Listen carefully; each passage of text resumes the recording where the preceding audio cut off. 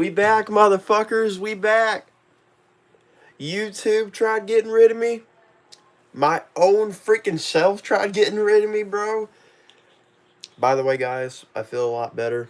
So to the ones that did tune into that stream, the one that I was like very sick in, thank you guys for giving me your condolences. But yeah, we're back for good, hopefully. So yeah. Of course, people are wondering why I wasn't able to stream the last two races. Well, this last Sunday, I had to go see my great grandma, and the time before that was when I got suspended for no absolute reason at all. YouTube had the fucking audacity to say, hey, you know what, we're going to suspend you because of a video that you posted like 3 years ago for hate speech. And I'm like, are you serious? And they didn't care. I even sent out an appeal. And that's the starting lineup here at Las Vegas. Okay, I'll put on the radio on here in just a second, but I want to do some explanation real quick. Or explain. But, yeah, here, let me shut my door. No, yeah, literally what it was is that YouTube, I guess someone reported a video of mine that came out like 3-4 years ago.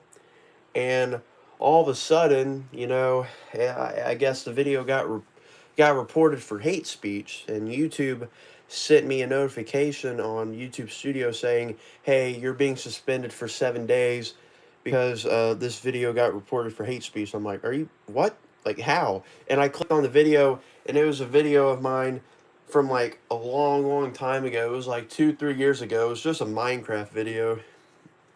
So, yeah, I don't know, but guys, we're here. We're back. Guys, like the stream. There's only 7 likes. I need everyone to start liking the stream right now. That way this gets out to everyone else. I don't want anyone missing out this race. We're on to the round of 8 now, guys. What pisses me off is that I wish I was able to stream last weekend's race because that was the end of, the round of 12. I'm pretty sure it was at Bristol. So, I'm pissed that I fucking missed that, but you know what? At least I got or no, take that back. It was, fuck, what was it? No, road course. I'm stupid. The Roval. Yeah, my bad. The Roval. No, but before that, the route, it was Bristol. The other one I missed. I'm pretty sure. I'm pretty sure I missed Bristol. Yeah, I missed Bristol, and then I missed the Roval. So yeah, but guys, I ain't missing anymore. We're back for good.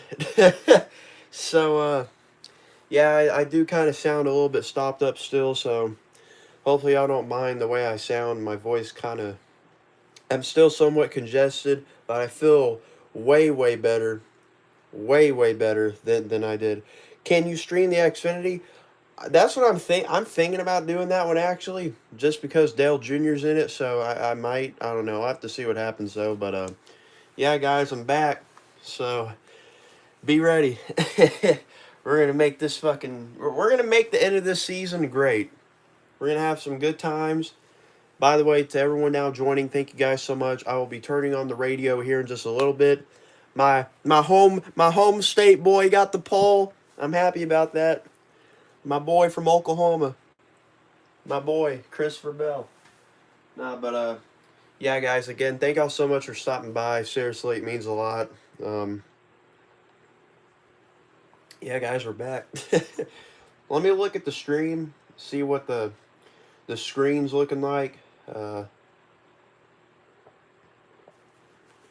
just want to. Please, no radio. Why do you guys not like the radio? The radio is literally the reason. Like, dude, the radio has kind of helped me out a little bit because they keep up with like absolutely everything. I can't keep up with the race. There's no way. It's impossible for me to do that. Oh shit. I'm being stupid. Oh, there. Okay, let's see what that did. I'm just trying to see what looks better because I don't want everyone having a shitty view. You know what I'm saying? Okay.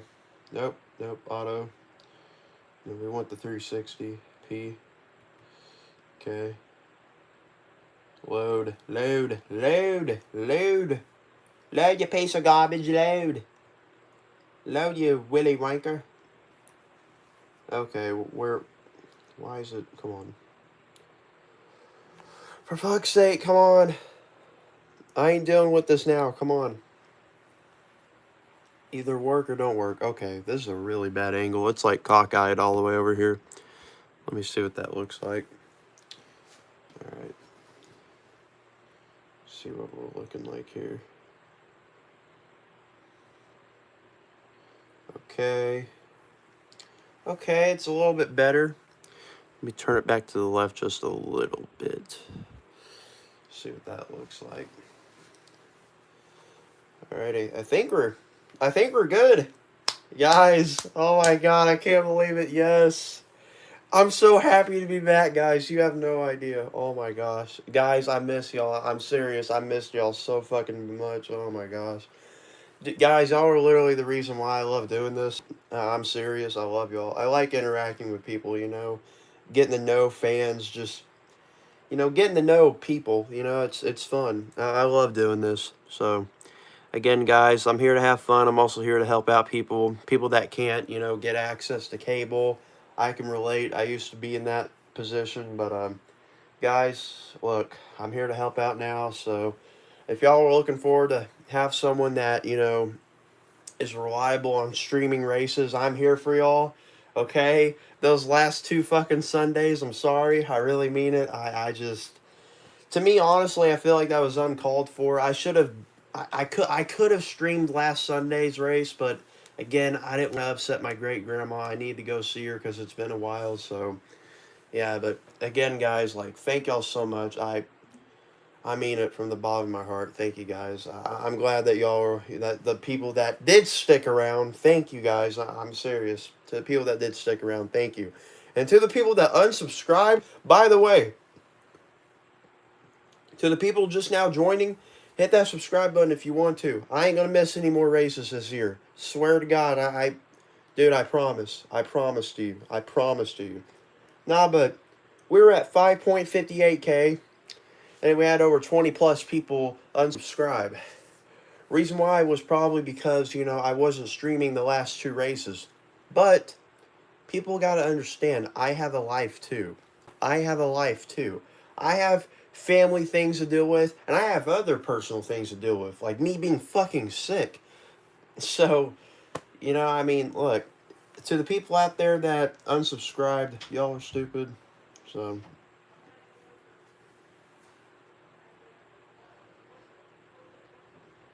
Dad walked in. Dad walked into my room, and I flipped him off. My dad just walked in. I think he was laughing at me, but whatever.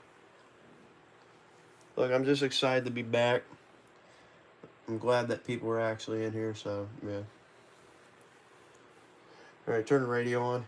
It's about 3.5 minutes. If you're a Harvick fan, it's definitely worth a listen. If you missed it, you want to hear it. If you heard it, you're going to want to keep a record of it yourself. You're going to want to kind of move that over to one of the places, a little personal file. Yeah, so check that out. It's on the PRN media platforms, or you can go at PRN Live or my Twitter account at Riceman61. We want to thank each and every one of you who tune in every week and make the job that we do so much fun. And we also got to thank all of our terrestrial radio stations, some 350 strong, plus the good folks at SiriusXM NASCAR Radio for helping us spread the NASCAR gospel all year long. I echo your words, and again, want to remind you, we're getting set to take the green flag. The lights are off, and again, our stages here at Vegas in the South Point 400. Stage 1 ends at lap 80, then 85 laps to 165 to the end of stage number 2, then 102 laps to the 267 to make up the South Point 400. 8 drivers in this field today know that they have an opportunity to go to Phoenix with a chance to win a championship. Will one of those 8 come out on top, or will we get an interloper? We'll find out in about 3.5 hours from now. Pat Patterson, the lights off that Toyota Camry TRD pace car, and we're ready to go racing. Let's set those top 3 rows for you here. Kyle Busch to the outside of row number 3. Chris Buescher on the inside. Row 2 here, Mark Truex Jr. with William Byron. And going to the point here, Christopher Bell and Kyle Larson. Place your bets. We're ready to race in Vegas. As they come down to the line. Here we go. The green flag is about to fly here in Las Vegas. Christopher Bell with a push for Martin Truex will lead the field to turn number 1. A little Toyota tandem there as the pole sitter Christopher Bell chose the outside line, got shoved in the lead by Truex. Truex is not going to take second, though. Kyle Larson storms on the inside, but they're all chasing after Bell. Pulls the train for the first time today down the Nellis straightaway into turn 3. He goes about a half a car length out in front of Kyle Larson. Now he gets to the gas early, and he'll lead off 4. Christopher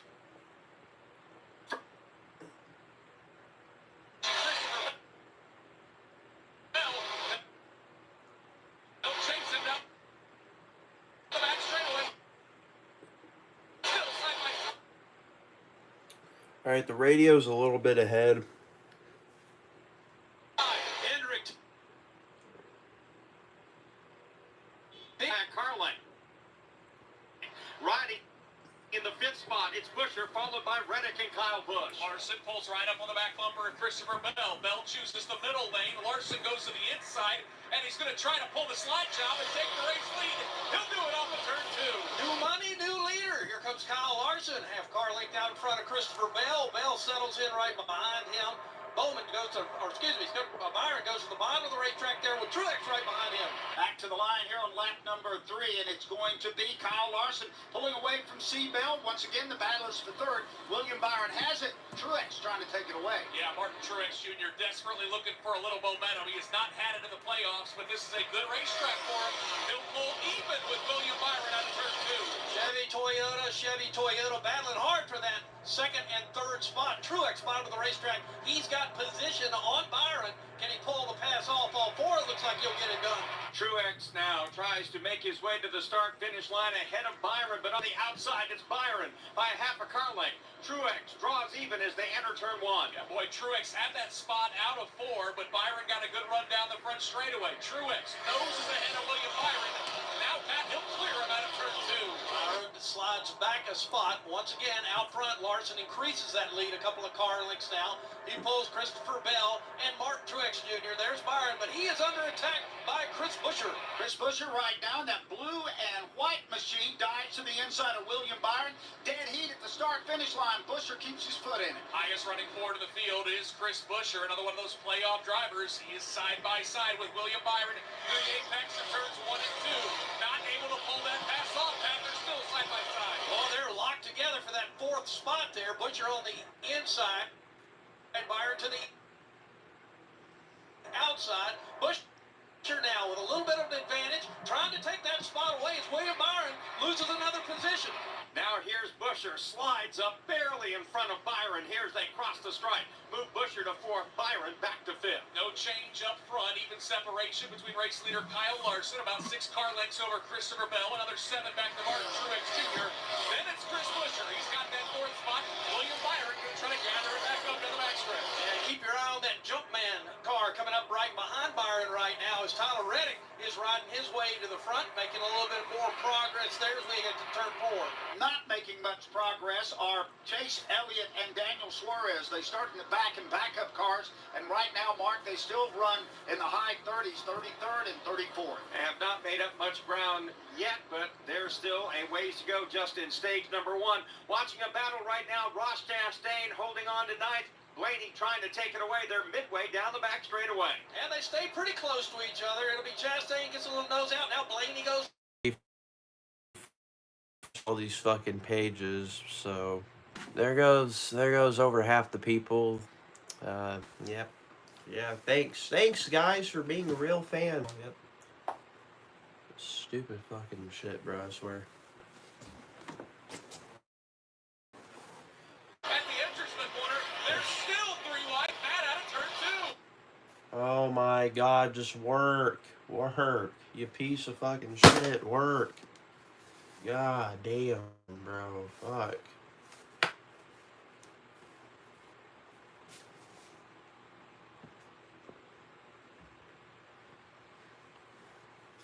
Man, I hate this. I fucking hate this. Of course, it wants to be absolute garbage.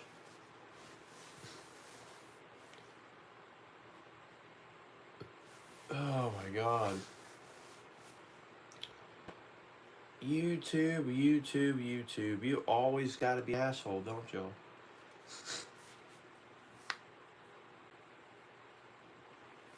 Oh, just fucking load. Load, you fucking shit. Fuck. Oh my god, just load. Holy fucking shit. Yo, you're slow. You're fucking slow. Sped. Sped. Sped. Sped.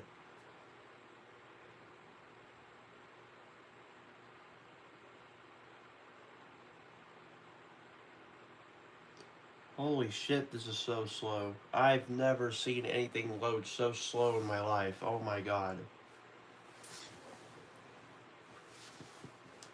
Holy shit, this is bad. This is so bad. Why? Why will it not? Why?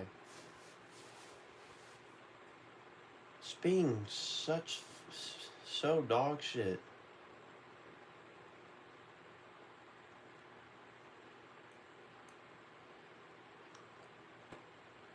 Oh my god, I don't want to fucking load. Just load, bro. Bro, it don't take that fucking... Oh my god, you piece of fucking shit. I'm going to fucking break my shit. I swear to god. I'm actually going to break my shit. Bro, just work. Just fucking work. Why do you not work? Why all of a sudden do you not work? Why? I don't understand that. You were working just fine within the first fucking 15 minutes. And now all of a sudden it's like, nope. Nope, we're not going to do that. Nope, we're just going to be absolute fucking dog shit. Secured can't connect to this network. You can't. Yeah, you fucking can. You piece of fucking shit. Holy crap. Oh my god, dude. This is so stupid. Well, seems like I'm about to restart my shit. And I don't even know what the fucking camera angle looks like, so... Fucks me over, I guess. Oh, now it fucking works. When I delete all my tabs, now it works. Now the Wi-Fi's working. Ain't that fucking something? Jesus. My god. Just load, you piece of garbage. Just fucking load. Load.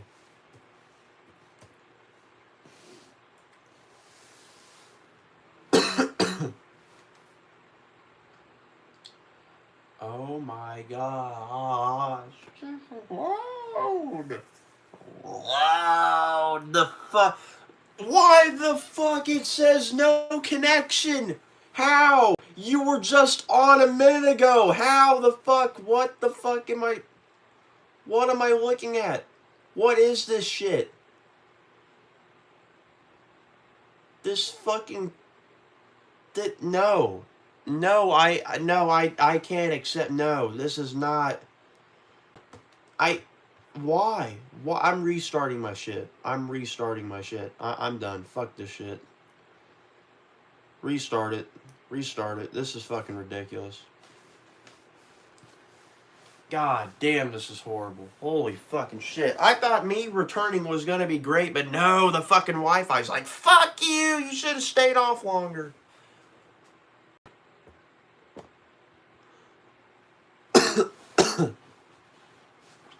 God damn, bro. Stupid shit.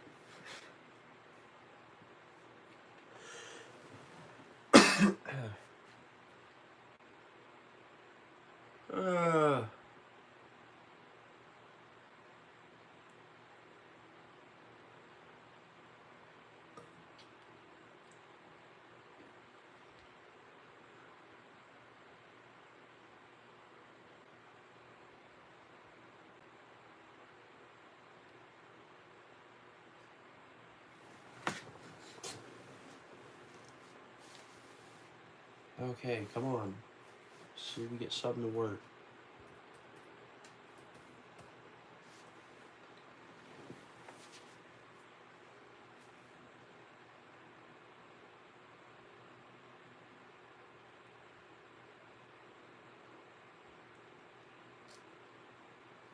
Maybe I should have rebooted the Wi-Fi before I fucking came in here. Maybe that's what I should have done.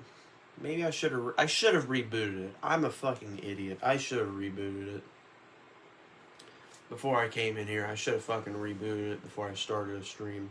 Oh, fuck, Elliot ate shit. Well, ain't that something? I am not surprised at all. The man can't win.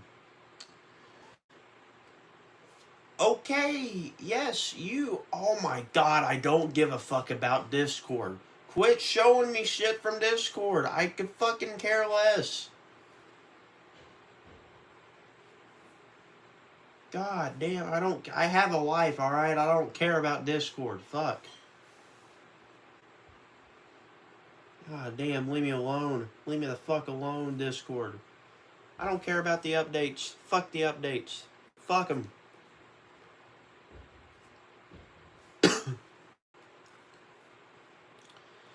Oh my god. Dude, it just fucking... I don't care. I don't fucking care. I don't care, dude. I don't care. I don't fucking care, bro. I don't care. Discord can eat my nutsack. Literally, it can. I don't care. I don't care about Discord. I don't know why. I've tried getting rid of it. I've tried deleting it. And it don't seem to fucking go away. It just doesn't want to go away. I just installed the update already. It don't take that fucking long. Thank you. My god. Fuck you. Jesus. Alright, can we... Oh my god,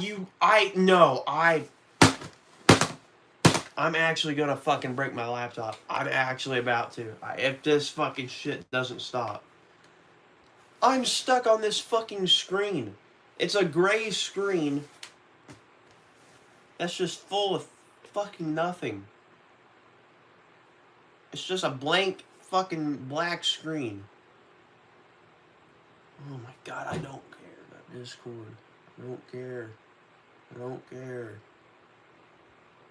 I don't care, dude. Oh my god, leave me alone. Leave me the fuck alone. Leave me alone. Leave me alone.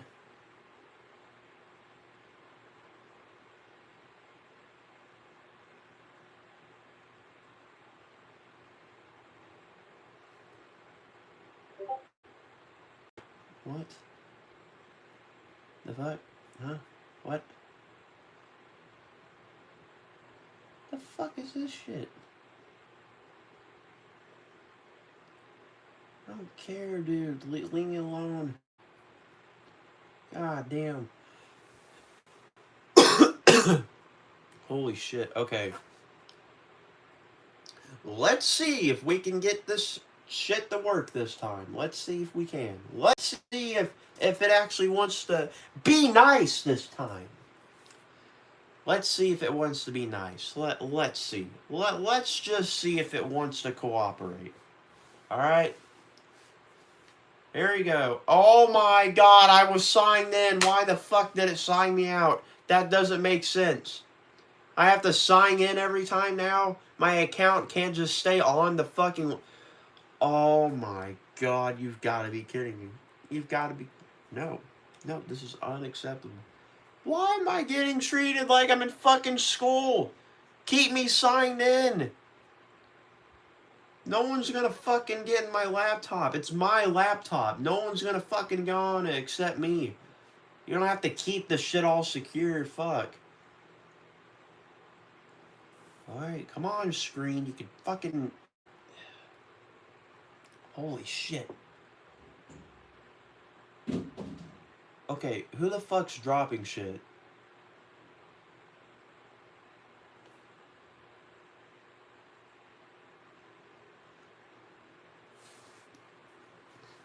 Alright. Let's see here. No! No! No! Why are you... No.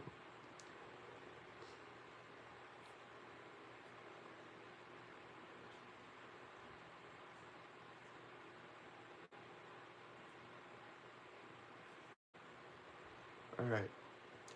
Okay, the quality, we're good on the quality. Pretty sure. Okay, the screen looks okay. No, dude, quit fucking going in. God damn, dude.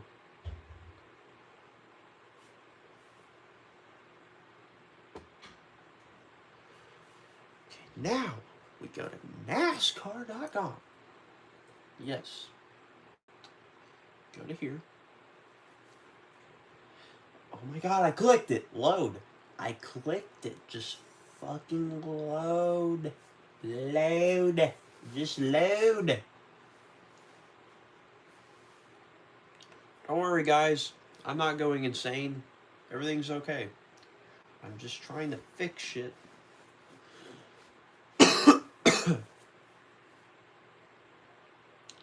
Alright. Can you just load, please? Just fucking load. Just do it. You're right there. Just do it. Just do it. It's not that hard. It's not that hard to load. I'm connected to the Wi-Fi. You should have connection. Load. Load. Oh my god. This is so slow.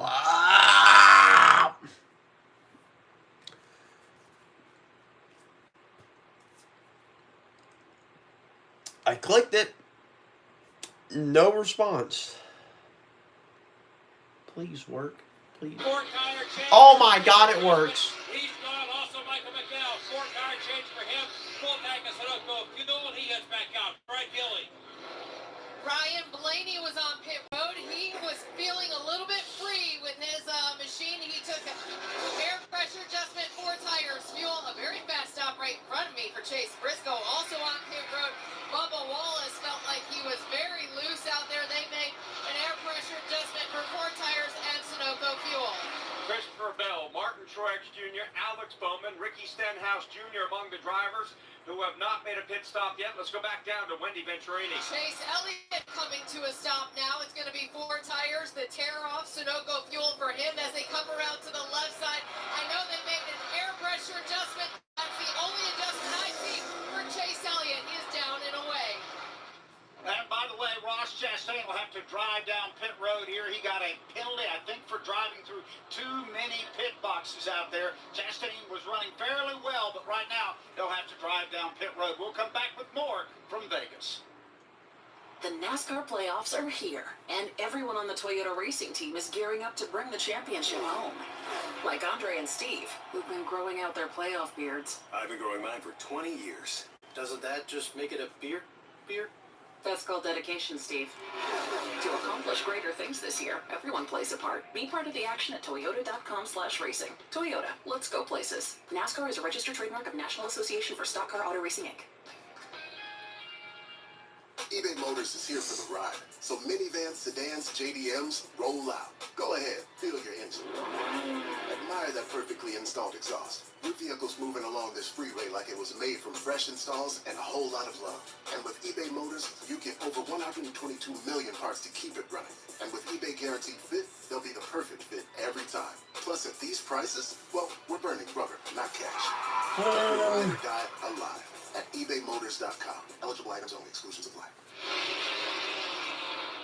We're in the first stage here at Las Vegas Motor Speedway of the South Point 400. We're finishing up around the green flag pit stops, and our race leader, Christopher Bell, heading down pit road towards his pit stall. The very last pit stall on pit road, who comes to a stop and happy with the car. It really came to him during the last part of that run, as he's the last car by into pit road to pit. He's getting a 4-tire change, slight air pressure adjustment to tighten it up, and he heads back out. 10-second stop, right, Gilly. Martin Truex Jr. very happy with the handling of his race car. He's been running in the top 3. He just came in for a 4-tire stop. William Byron says his car is a little bit better on entry right now out on the racetrack. Also having given within the last few laps, Kenny Hamlin, Alex Bowman, all of those 4 tires at Sunoco race fuel. So that completes this round of green flag pit stop.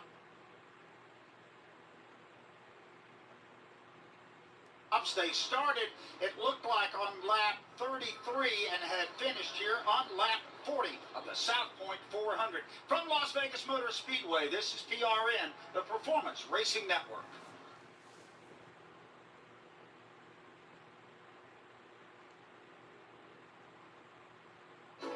If you have a chance to make a difference in a kid's life, you need to take full advantage of that opportunity. For those kids to know somebody has their back, somebody is caring about them, thinking about them when they feel like nobody is. Anything that I can do now to support Speedway Children's Charities, I do because I've seen the work firsthand. We owe it to children, no matter where they come from.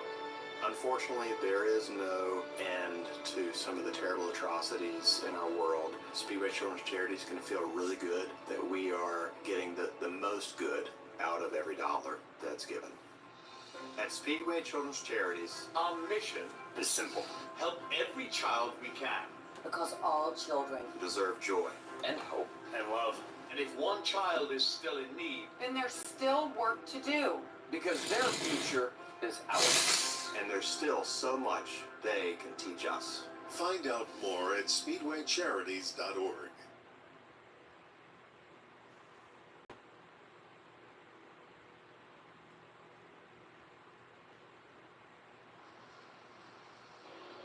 We're back at Las Vegas Motor Speedway with 38 laps to go in stage one of the South Point 400. After that exchange of pit stops, Kyle Larson is now the leader by 4.7 seconds over Christopher Bell. Martin Truex Jr. is third. Fourth is Ryan Blaney. William Byron now fifth. Sixth is Kyle Busch. Denny Hamlin is seventh. Eighth is Alex Bowman. Ninth is Chris Buescher. And 10th is Eric Almirola. And Kyle Larson pitted earlier in that round of pit stops than did the others. That seems to have been the big difference maker, Mark. It is, and we need to mention, at this point, they are scoring Ross Chastain down one lap after that pit road penalty. Also down a lap after that exchange of green flag pit stops. Austin Cindric, Chase Elliott, Corey LaJoie, Todd Gilliland, J.J. Yeley, and Brennan Poole. B.J. McLeod now -2. We're here today, of course, celebrating the South Point 400. You've heard us talk a lot about the South Point, where it's just been our home ever since they first opened the doors there. The general manager, Ryan Graney, is in the booth with us. I know it's been a hectic day and a hectic week for you and your staff. Well, it's an amazing week. It's our favorite week of the year. To have all these people here at the South Point 400, see the big logo in the middle of the infield, we just love it. You know, that is nice when your logo is big enough to see from space. Yeah, no doubt about it.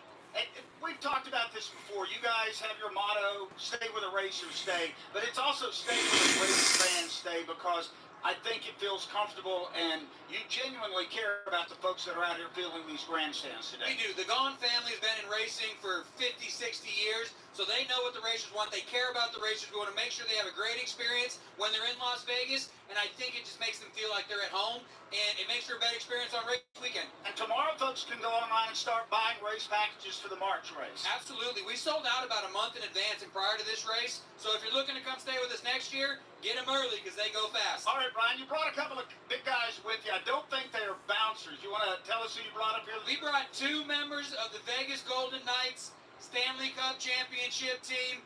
We love having them here. We got a Raiders game kicking off. We got the PGA Shriners Hospital tournament going. But right now, it's all about the Golden Knights. Hey, guys, get in here. Let's chat for just a second. I'm going to let you tell the folks who you are and what your position is right now. Yeah, no, I'm Aiden Hill. I'm a goalie for the Vegas Golden Knights. And this is Will Carrier. He's a good winger on our team. And Aiden, you had a heck of a story last year. You started out the year, you weren't a starter, but when it got to playoff time, you got an opportunity, you made the most of it. Yeah, you know, we had some injuries that we kind of struggled with throughout the year, and then Lauren Braswell got injured in our second series of playoffs, so I had to kind of step in there. But yeah, it was fun. We have a great team, and yeah, we found a way to get it done in the end. All right, I got to ask both of you this. Did you get a chance to take this Stanley Cup home for a day or two? Yeah, we brought it back home. You know, we're both from Canada, so that's a big thing back there. And yeah, we spent the summers down there, and it was great. Share with the community and the family. Did you drink or eat anything out of the cup? Yeah, we drank a lot out of the cup. It was a great summer for all the boys around. Hey, I've got one question for you guys. You're both from Canada. You play hockey, you put on your Parker, you go home. What's it like to play in Las Vegas? You get done the game, you come off the ice, you go to the swimming pool maybe. Yeah, it's different. I mean, growing up, never pictured an NHL team being in Vegas, right? So, it's nice. You got the good weather. You kind of leave the rink. You're cold on the ice. You step outside, the sun's shining, and you can hop in the pool. It's it's definitely a treat. I know our race director, Laura Beth Barnhart's excited you guys are here. She probably has more Las Vegas Golden Knights merch than any of your teammates. Guys, congratulations to on a hot start. You're 2-0 in the new season, right? Yeah, I mean, we're doing well right now. I mean, I think we're trying to repeat what we did last year. William Carrier, Aiden Hill, two key members of the Stanley Cup champion Golden Knights. What do you think of the stock car thing? It's great. I mean, I've been in Vegas for 7 years, so I've had the chance to come to a couple of these events. It's amazing. I mean, it's great to have a sports event in town. All right, thanks for dropping by today and go out and defend that cup. Yeah, thank you. Thanks for having us. All righty. If Peyton goes out, there's only one goal a game you've allowed right now, 964 save percentage. Keep that up. You guys are heading towards another cup, boys. Yeah, thank you. Appreciate it. All right, we appreciate it. Members of the Las Vegas Golden Knights up here in the booth with us here. We don't often get royalty. Would you win us Lord Stanley's Cup? That qualifies. We'll take a break. Come right back here to Vegas. Where is the bride? Hello? Honey, where are you? I'm at the altar. Oh, hey! I'm fueling up at Sunoco. Sunoco? Your dad's waiting to walk you down the aisle. I'm earning rewards as fast as I can. With new Sunoco Go rewards, when you fuel, you save. So drop what you're doing, because rewards come first.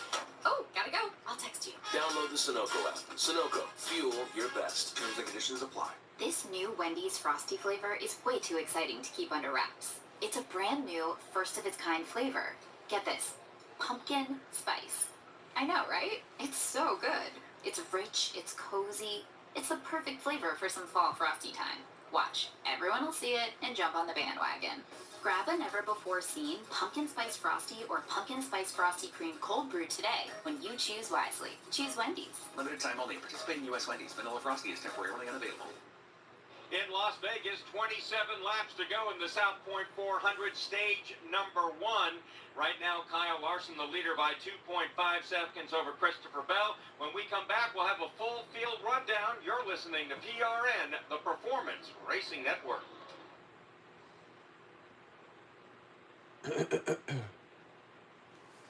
Well, some are going to have more cautions than others, whether you have restarts or not. I do, though, like the reset and having a pause point at the end of each stage. The O'Reilly Auto Parts reporters on the Performance Racing Network. There's no limit to the fun and excitement to be had at Texas Motor Speedway for a triple-header weekend in 2024. All 3 NASCAR series will take to the track for a Texas-sized weekend of racing action.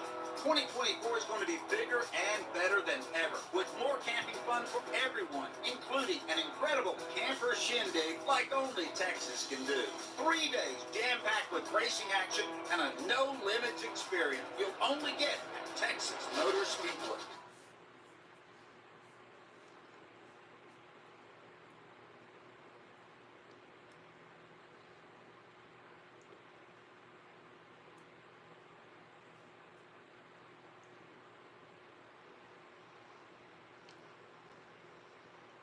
.24 laps to go here in stage 1. That gets us to lap 80 in the South Point 400. Let's give you a full field rundown here. Let you know how your favorites are doing. Kyle Larson leads by 2.7 seconds over Christopher Bell. Martin Truex Jr. is 3rd. 4th is Ryan Blaney. 5th is going to be William Byron. Alex Bowman 6th. Denny Hamlin 7th.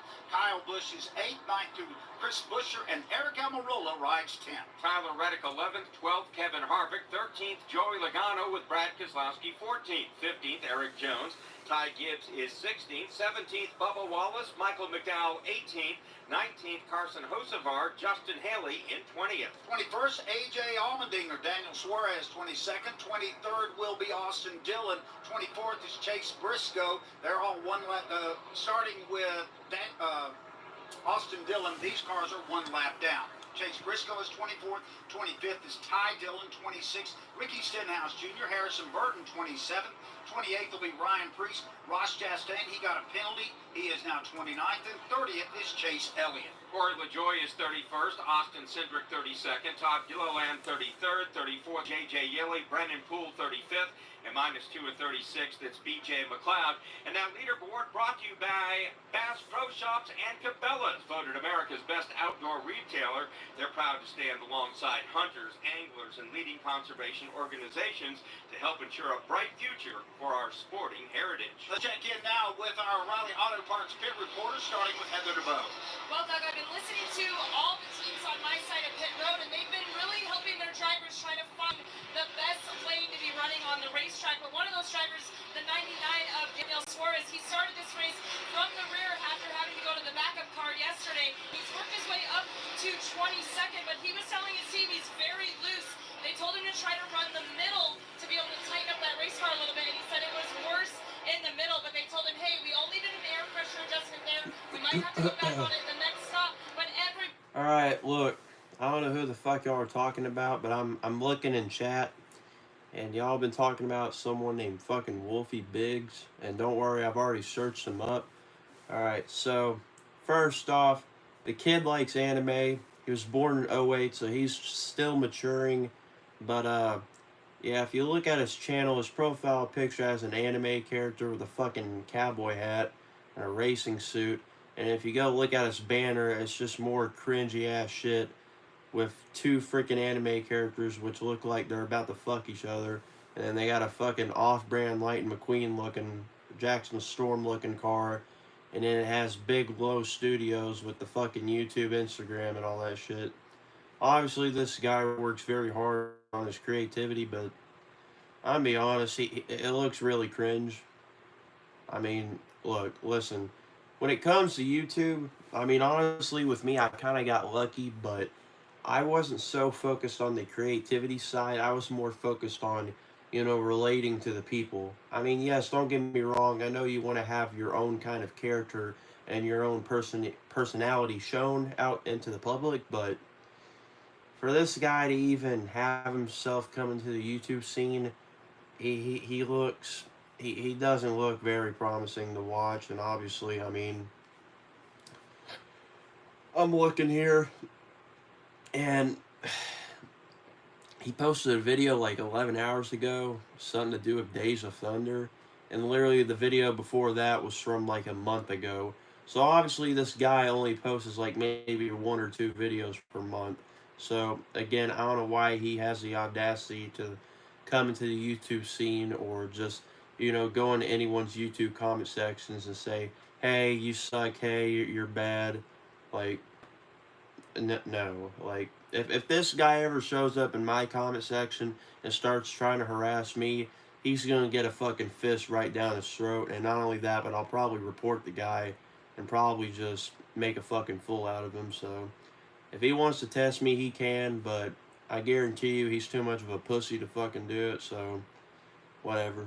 But obviously he can, if he wants to harass Ethan Trendler and all them other guys, he can go right ahead, but if he ever tries that shit on me, oh, he's dead. he'll be dead. He's active on his community. Oh, well, then that means he's just a fucking Twitter guy. Oh, we have a caution. Eric Jones popped the fucking right rear tire. Yeah, Eric Jones got, oh, well, there goes the fucking tire. Or, well, piece of rubber. Nah, but yeah, this guy, it seems like he's fucking cringe. I'm not even going to deal with him, but look, if that's all he focuses on is his community posts, he probably, look, he literally reminds me of another kid that just uses either Discord or Twitter as as something to escape from the real world. I mean, the guy, it seems like that's all he does, is he wants to talk a lot of shit and he has nothing to back up with it. So look, he can walk the walk, or no, he can talk the talk, but he won't walk the walk. I guarantee you. Look, listen, I've gone by this thing for years and years, and I'm going to continue to go by it, and I preach this out to everyone. Actions speak louder than words. All right, you talking shit, you reporting people, you doing this and that's nothing. All right, if you actually want to prove a point, show up to my house, show up to someone's house, whoever the fuck you're talking shit to, alright? And make a point then. Make a statement then. Don't just fucking keep talking shit behind the little screen, thinking you're a tough guy because, you know, again, you have a fucking YouTube channel with like 800 something subscribers and you were born in 08, which makes you a Gen Z. Oh, I'm superior. Oh, and you fucking, all this other shit. Like, no, I don't. You're talking to the wrong guy. I ain't gonna deal with that. But you know what? If you want to send a message to him with my warning, go right ahead. He can come over here and try fucking with me, but he ain't gonna like it. He ain't gonna like it. He ain't gonna like the outcome, I'll tell you. Because all it takes for me is one video. One video. Yeah, it is. And I feel like I was born in the wrong generation. If anything, I should be counted as a millennial. I should be counted as a millennial. I know I was born in 2005, but listen, I still think like us, like people from 2000 to like, I'd say 06. I would say like 06. We're the people that, you know, are the first generation to, you know, experience and learn how to use technology, which is practically the definition of being a millennial. Is like the first generation of learning how to use technology. And obviously that's us. So why aren't we counted as millennials? That I don't get. That kind of confuses me. But yeah, I mean, listen, I would rather call myself a millennial than a Gen Z. Being called a Gen Z now is almost like an insult. It's just, it's god awful. It really is. Actually, yeah, you know what? I'm gonna go. You said he does community posts? Yeah, let me go ahead here and check his shit. I may as well. Just see what the fuck this clown's like doing. By the way, sorry if I'm kind of being a little talkative more now than usual, but obviously this is kind of catching my eye right now, so I kind of want to get to the bottom of this and see what this guy's really made of and what he's really...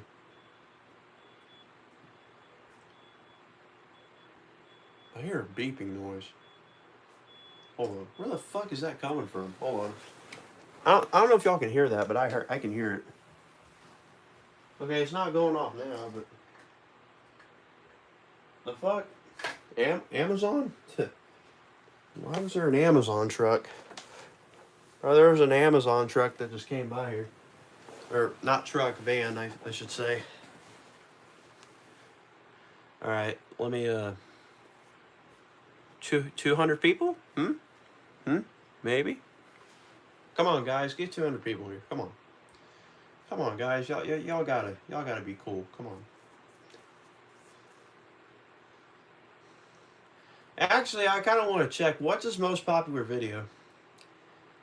I'm curious. It's probably got more views than me, don't it? Nope. Only 32,000. Alright. So, that proves a point there. Wait. How many videos has he posted? Oh, he doesn't have that many views. Bro, literally at the freaking very bottom, it's just everything in, like, different languages.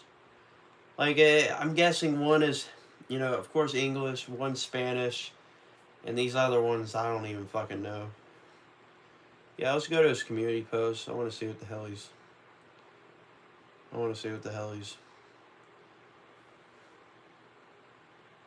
Who should be the main character in The Secret Life of Course? See, no one cares about this stuff. These are fucking things that kids fucking worry about. Like, what is this? What the fuck is this? What is this shit? Come on.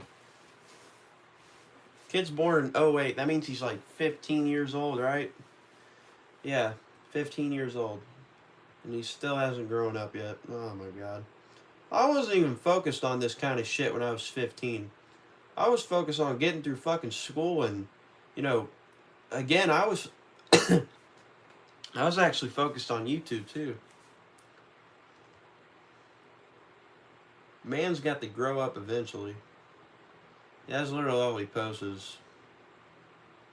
I am not freeing Palestine because it's a horrible... What the fuck is this shit? What is this community post? Oh my god.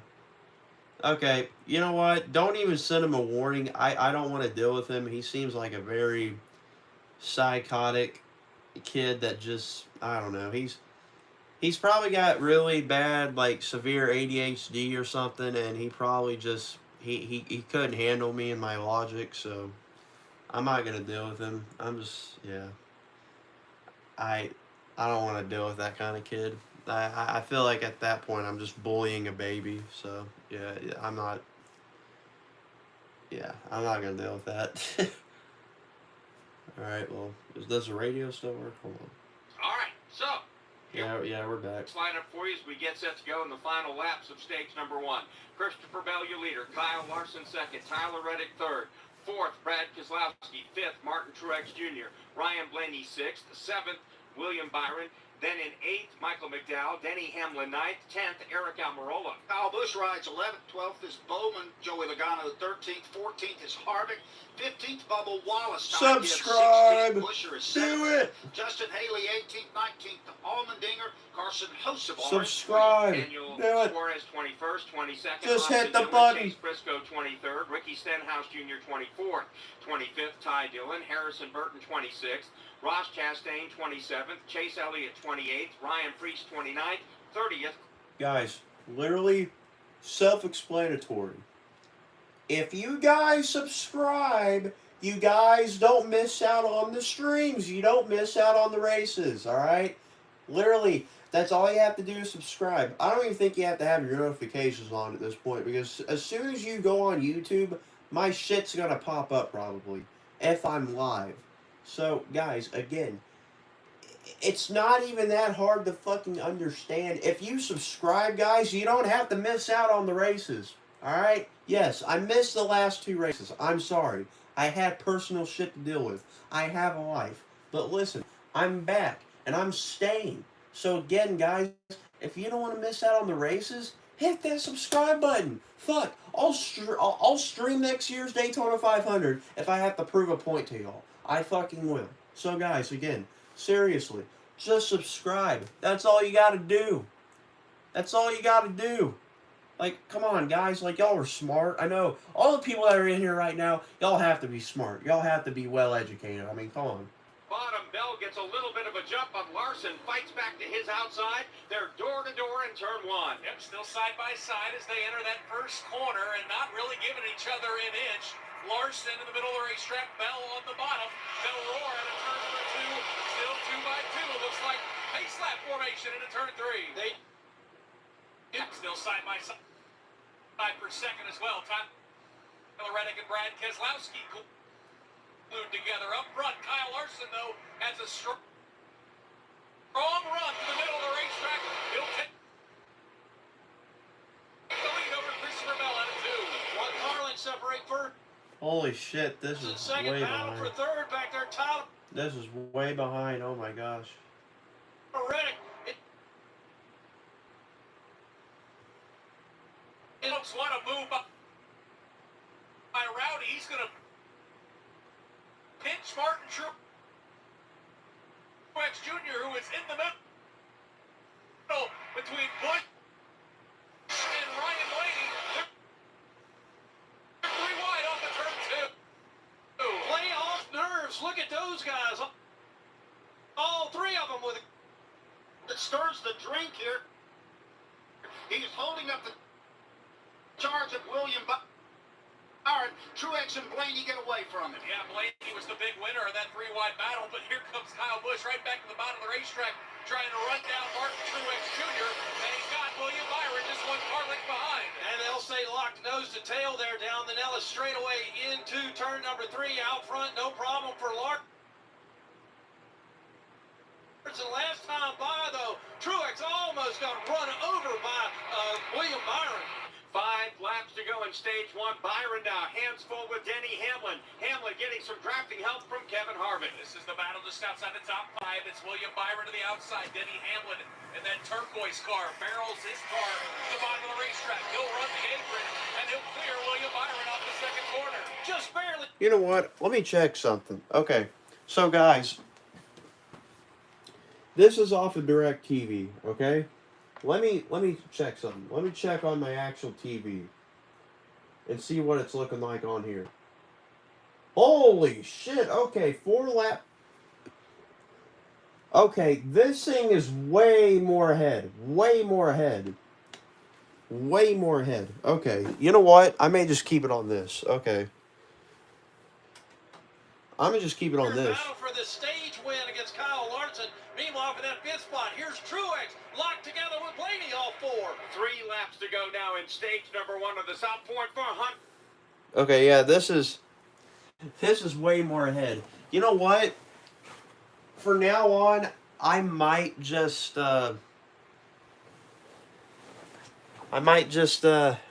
use my digital antenna for this shit, I guess. Like, I don't know. It's working a lot better, and it actually kind of looks a bit more smoother. It's just kind of choppy, of course, but I mean, it definitely is a lot more up to date. I figure it would be. So, yeah. I figure it'd be way more up to date. Alright, let's see if... Going on in this group of cars back behind him as well. Denny Hamlin there tried to make a move on Kyle Busch. Couldn't do it. Here goes. The radio's kind of cutting out a little bit, but this is way more up to date. This is way more up to date. It's going to be a little bit choppy, of course, with it being a digital antenna, but I mean, if you look at it, guys, it's way more up to date. He wants to try to get another position on Ryan Blaney. Okay. But these playoff drivers are really rolling the dice here as they try to get it done in this stage. Everybody battling hard for every point they can get off 4. Kyle Larson will win stage 1. He picks up a valuable playoff point. That's his 6th stage win of the year. Christopher Bell slides in there 2nd. Brad Keselowski is 3rd. Tyler Reddick 4th. And 5th belongs to Martin Truex Jr. 6th across the stripe, it's Ryan Blaney. 7th is Denny Hamlin. Kyle Busch is 8th. 9th is Kevin Harvick. And William Byron comes home 10th in stage number 1. Our stage 1 break brought to you by Coca-Cola. Coke Zero Sugar. This is a lot better. I like this. Taste any way a they lot can. better. So when you're enjoying a Coke Zero Sugar, be ready to protect it, because one sip begs the question, is this the best Coke ever? Take a taste and see. Hey, this is Joey Logano here. During the stage break, take a minute to grab an ice-cold Coca-Cola, but be sure to stick around. The race is just heating up. The NASCAR playoffs are here, and everyone on the Toyota racing team is gearing up to bring the championship home. Like Andre and Steve, who've been growing out their playoff beards. I've been growing mine for 20 years. Doesn't that just make it a beard? That's called dedication, Steve. To accomplish greater things this year, everyone plays a part. Be part of the action at Toyota.com/racing. Toyota, let's go places. NASCAR is a registered trademark of National Association for Stock Car Auto Racing, Inc. Hunt Brothers Pizza always offers 10 toppings to choose from at no extra charge. That's 1,024 topping combinations at one price. At Hunt Brothers Pizza, we love racing and we love pizza. Visit huntbrotherspizza.com to find your next pizza. C-Max gives you increased gas mileage, improved performance, and reduces wear on vital engine parts. Available at fine retailers like AutoZone, Pep Boys, Advance Auto Parts, and Walmart. C-Max, with performance you can feel. We'll be back and cover pit stops momentarily. From Vegas, this is PRN, the Performance Racing Network. Again, to all the people that are now stopping by, okay? And to the people that are still here, if you haven't already, make sure and hit that subscribe button. That's literally all y'all got to do.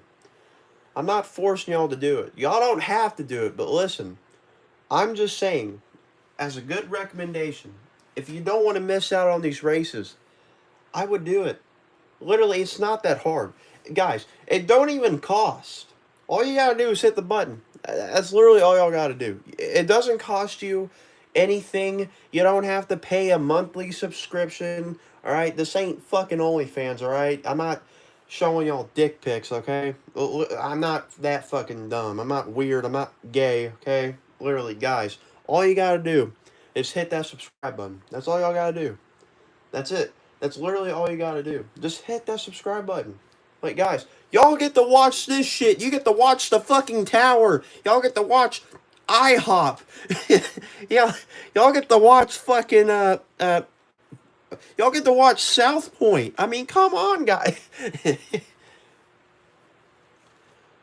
I mean, look, guys, you get to watch people gamble. I mean, High atop this beautiful 1.5-mile racetrack, Nick. look, guys, you get the point. Just subscribe. That's all you gotta do.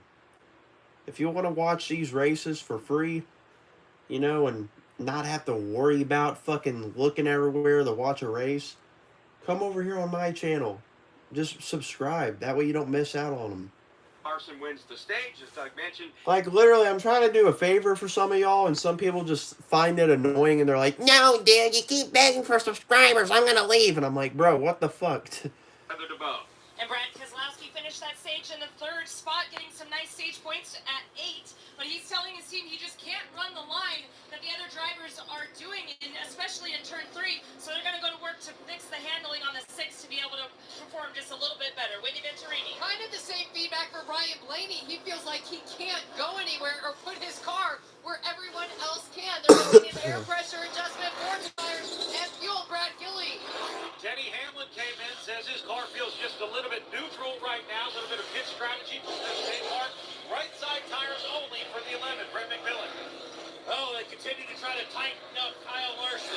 This time an 11-second stop, 4-tire change. Also a chassis adjustment, trying to get him tightened, especially in turns 3 and 4. Christopher Bell came in. This time he got a 4-tire change. What the fuck? Corey LaJoy? It was a mixed bag of cars that decided to come on pit road.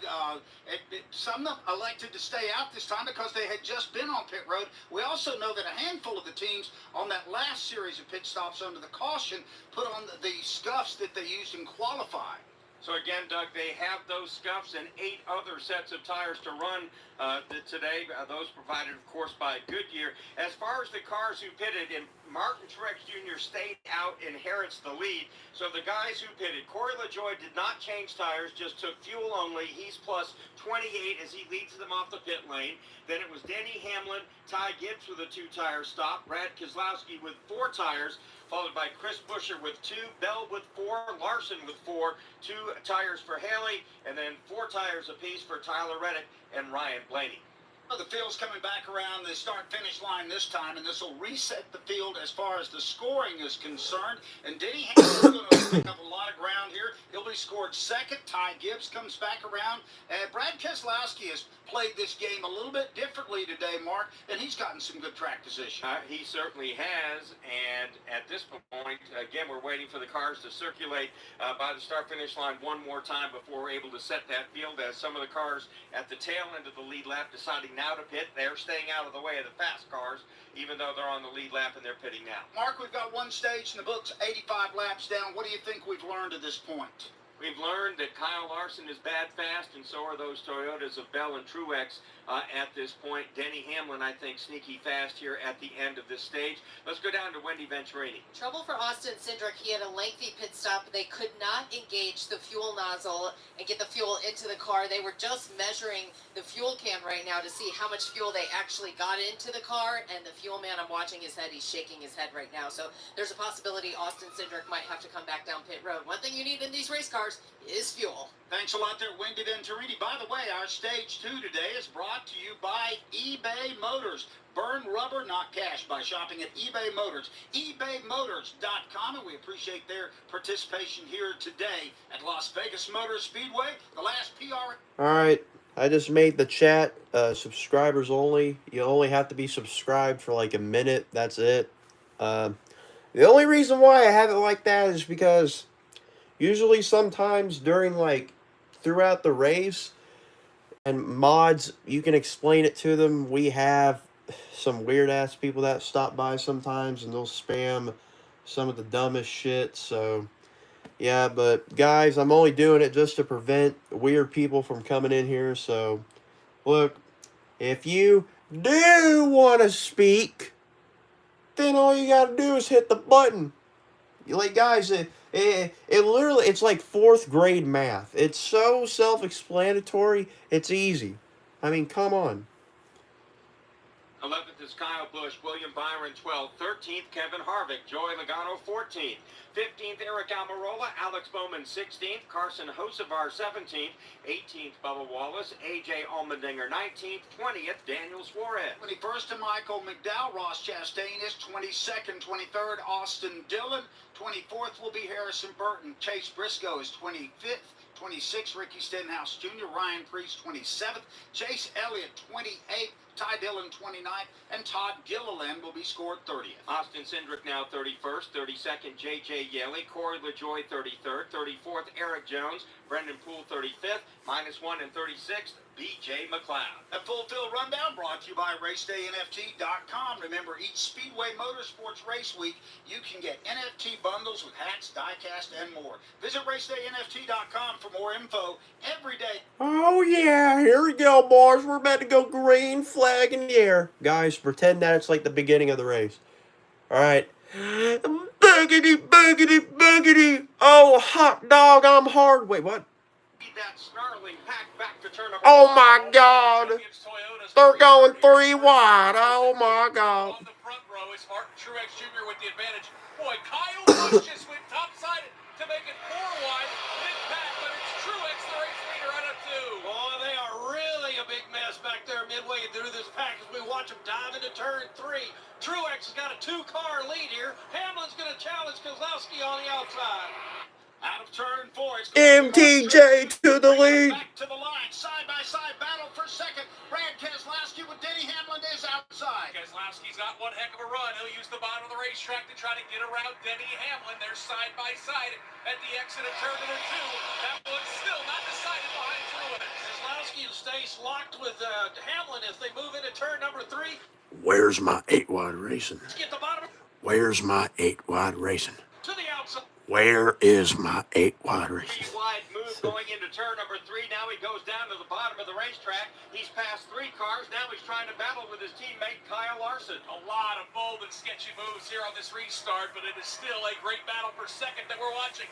Brad Keselowski on the bottom. Where's my 8-wide racing? Stay locked together. Christopher Bell now gets anxious. He pulls over a little bit, looks for a hole between those two. Can't make it happen. Stays in that 3rd spot. Truex holds them off at the top. There is a lot going on inside the top 10. Denny Hamlin wrestles second away from Keselowski. Then it's Bell, followed by Larson, Ty Gibbs. William Byron battles with Chris Buescher. Yeah, Chris Buescher's going to take that spot from Byron. Now Byron's got to worry about Brian Blaney, who's got the middle of the racetrack rolling. They're side by side at the exit of turn number 2. Give that spot to Ryan Blaney. Denny Hamlin got a great run off of turn number 2, and he's trying to turn it into the lead. He goes about 2 car lengths off of the leader. Now backs off a little bit. There's Keselowski, Christopher Bell, side by side with Kyle Larson. Larson trying to open up the door to the inside of Christopher Bell. They are door to door now. They nearly touch as they enter turn 1. They are the 2 cars that have dominated the early portions of this race. Kyle Larson's going to get the better of Christopher Bell. He'll take that spot.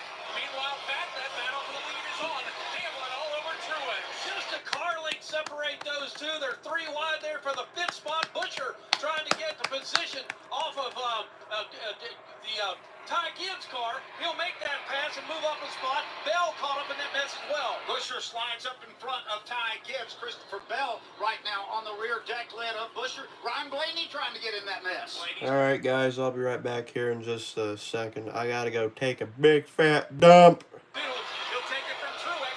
Right behind him, they're going side by side. Here comes Larson. He wants the 3rd spot right now as he tries to work against Keselowski. Keselowski to the outside midway through turn 3 and 4. Larson still trying to get that spot away. A.J. Allmendinger given a penalty for laying back on the start. He's had a pass-through. Meanwhile, we pick up that battle between Larson and Keselowski in turn 1. Kyle Larson's going to use the inside line to try to get around Brad K. Brad Keselowski, though, has a nice run.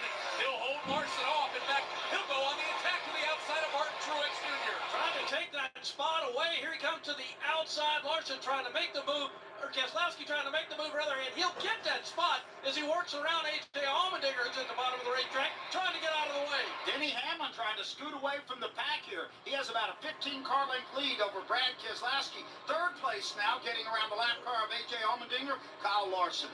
Boy, it has not been a good series of laps for Martin Truex Jr. as he's falling back to 4th. And Pat, he may lose that spot. Chris Buescher to his inside of the 2. Both of those Fords out of RFK Stables are doing a great job here today. Busher works to the bottom of Martin Truex Jr. He'll get that spot now. Move him up a spot to go try to get Larson. Truex had some bad luck last lap. Allmendinger coming up to speed after the pit road penalty blocked him in turn 4. It cost him 1 spot, maybe 2 now as Bell drives to his inside. Side by side with his teammate Martin Truex Jr. It's that green Toyota of Christopher Bell. Red and black. He'll take that spot away off of turn 2. Denny Hamlin's got it going on up front, but behind him the battle for second. It is Brad Keselowski, who's got about a car length and a half over Kyle Larson, but Larson is on the move. All 8 of the playoff drivers right now ensconced in the top 10 here at Vegas. A nice battle for the runner-up spot. Larson tracking down a non-playoff driver and Brad Keselowski. Yeah, those two started battling when they had to both get around Martin Truex Jr. successfully. Now they can resume that battle. It's Keselowski by half a car length over Larson. Brad K's got the second spot. There's Larson. Then it's a ways back to try to find Chris Buescher, who's trying to catch up to his teammate there. Then behind him, Christopher Bell, Ryan Blaney, Martin Truex Jr. Looks like Blaney now is going to take over the 6th spot for Martin Truex Jr. Again, remember, he led it to the green flag here in stage 1 after not pitting for tires. Right now, let's go down to Brad Gillies. Martin Truex Jr. actually just lost 3 spots in that exchange. He is now down to 9th and not happy at all with the handling of his race car. The one thing is crew chief James Small knows for sure, if it comes down to a late race caution, staying out is not the answer. Truex got on the radio and just said, yeah, I'm struggling big time. Probably way too early in the race to take a gamble like that. They were the only one that stayed out at the end of the stage. Well, they got some track position, but that's not paying off now as he continues to fall back through the pack right now. And Truex in danger of falling out of the top 10, Mark. And he has now fallen to 11th, as a matter of fact, as Kyle Busch makes the pass. And Truex in all kinds of trouble. More cars mounting attacks midway down the back straightaway. Watching this, Brad Keselowski close down on the leader there. I went to about to 2 car lengths, 3 car lengths going into 3. Now he stretches it out all 4. Hamlin's Toyota leads Keselowski's Ford. We'll call it 3.5 car lengths. Kyle Larson, another 4 car lengths back. Yeah, it seems like every time Larson starts to put the pressure on Keselowski, Keselowski finds another gear, and he is indeed running down Denny Hamlin. Kyle Larson right there in tow, even separation down the backstretch. Yeah, Brad K really impressive now. He closes it down to about a car length and a half. He'll go to the high side of the racetrack and work against the leader. Denny Hamlin strong on the bottom of the racetrack. Remember, Brad Keselowski has not won for 94 races. Talladega 2021. He is desperate to win, but right now, as he looks in the rearview mirror, here comes Kyle Larson. I'm sure he'd love to play spoiler as well for some of these playoff drivers, but he's got his hands full as Kyle Larson has moved to the top side of the racetrack, Pat, where he is usually so comfortable.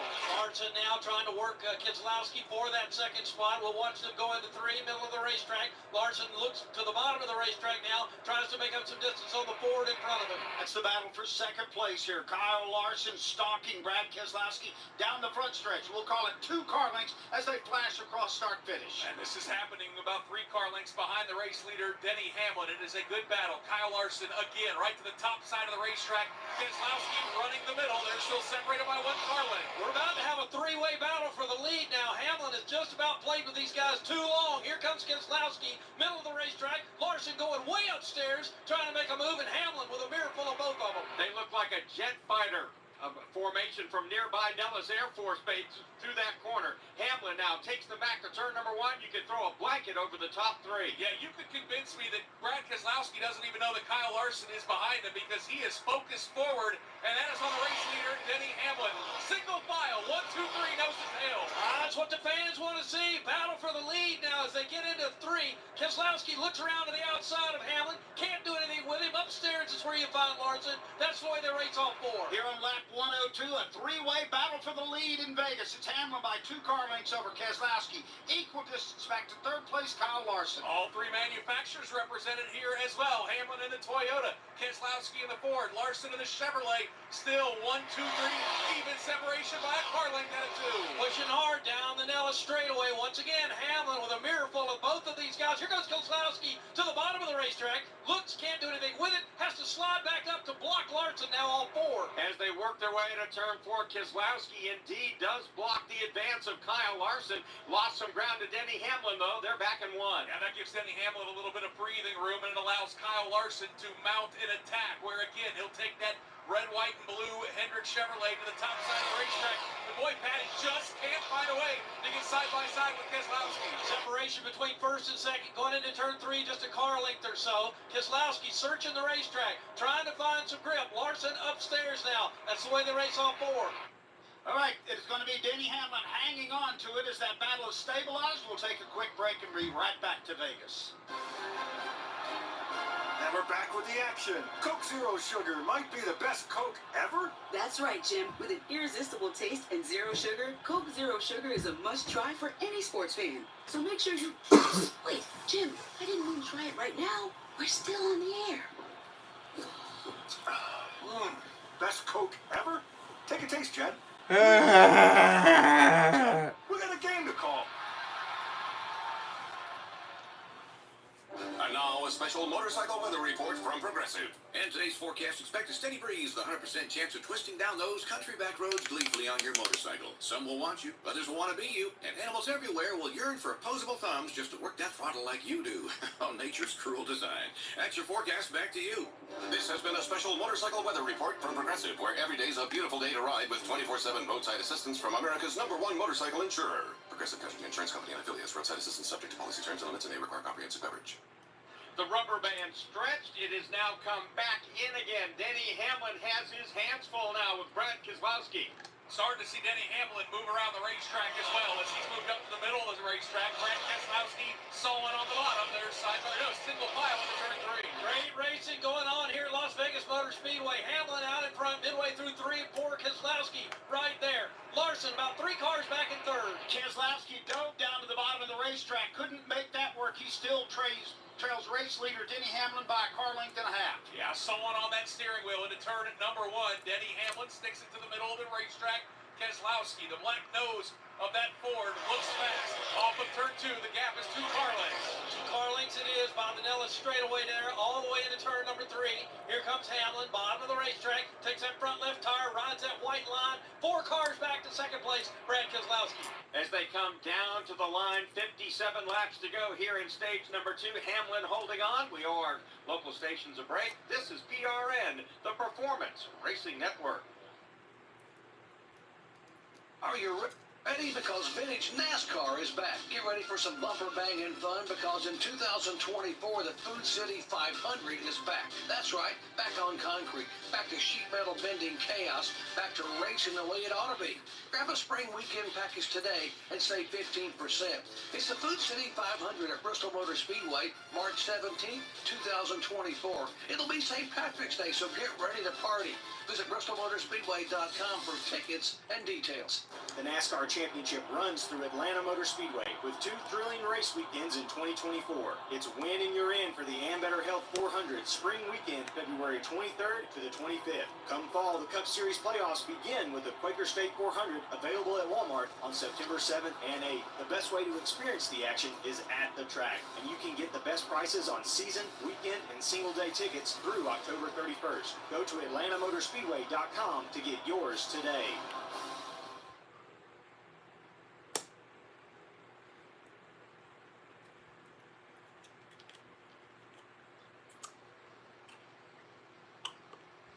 The top 3 remain Denny Hamlin, Brad Keselowski, and Kyle Larson. And now let's pause 10 seconds for station identification. Trouble up in turn. Oh, shit. Carson Hocevar got sideways. He has pounded the outside wall. And boy, Corey LaJoie very nearly broadside hit him at the exit of the corner. Hocevar's Chevrolet Camaro is spun to a stop. The caution is out here in turn 2 in Las Vegas. Yellow flag number 3 in the South Point 400. Now, let's pause 10 seconds for station identification. You're listening to PRN, the Performance Racing Network.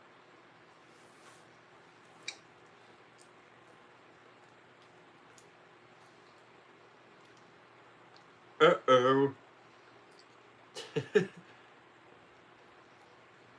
Welcome back to Las Vegas Motor Speedway here on PRN alongside Doug Rice. I'm Mark Garrow, joined by Nick Yeoman and Pat Patterson in the turns. Our pit reporters, Brad Gilley, Brett McMillan, Heather DeBow. And the person I'm about to go to right now, Wendy Venturini. Carson Hocevar went for a ride when his tire blew out. He said he tried to hold on to it. He just could not. There is extensive damage all along the right side of the car. And then he also hit the right front nosing it into the turn wall. He said he is able to drive it away. I feel like he's going to come down pit road, but they do know that the car has a lot of damage right now. Austin Cindric did a nice job of staying out of that melee. He was really close by, and as Nick Gilman said a moment ago, Corey LaJoie did a good job, too, of avoiding that spinning car going almost up to the edge of the wall. Yeah, he had one Hey, it's lane, Jimmy. only one lane to get by. He sneaks through there. Doug, another tough day for Legacy Motor Club. Eric Jones had problems earlier. Now, here we go with Carson Hocevar. And Carson Hocevar has given that car a pretty good ride the times he's been in it this year. And, Mark, I will say this about Legacy Motors Club. I feel like they've made strides the second half of the year, and that's playing without a net because they had announced they were going to go to Toyota. They're a Chevrolet team right now, and you know they weren't getting Chevy support, but they've still made incremental improvements. They have, and, of course, they're looking forward to joining Toyota in 2024, and Toyota is going to add to their numbers next year, Doug. I think they're looking at, perhaps racetracks like Daytona and Talladega, kind of trying to even up the sides here a little bit with Chevrolet and Ford. Well, you're playing a deficit game. I mean, when the other guys outnumber you 2-1 at those tracks, at those high drafting tracks, you're not playing. You're not being treated fairly. So they've got to boost their numbers to have any kind of chance at Daytona and Talladega. Just the third yellow of the day. The first one came out on lap 65 when Eric Jones got into the wall, and of course stage 1 ended on lap 80, and here on lap 112, it's Carson Hocevar in a single car incident. Luckily, it was just one car involved. Doug, you have to wonder about Brad Keselowski, what he is thinking. Again, very long drought, as we mentioned. It is 94 races since his last win, but he's come close. Last year at Bristol, this year he was the runner-up at Atlanta, the second race at Daytona. He has been agonizingly close to getting another checkered flag. Car looks pretty good today. He looks really potent out here today, and we'll see how this plays out. But we've got a long race to go here yet.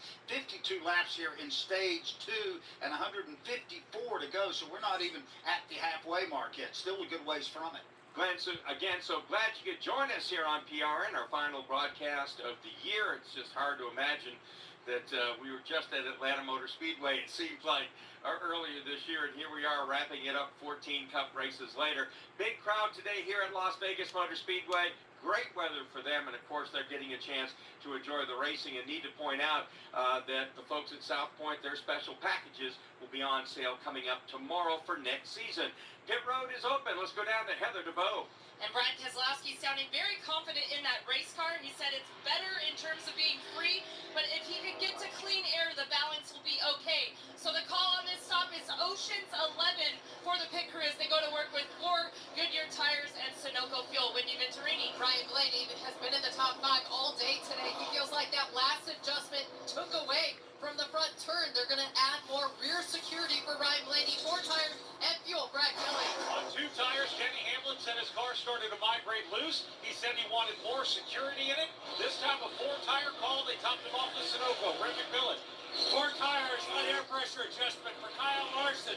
And he gets it done at a 10.4-second stop. Kyle Busch gets a 4-tire change, swings out of pit road right in front of Ty Gibbs. Almost got rear-ended.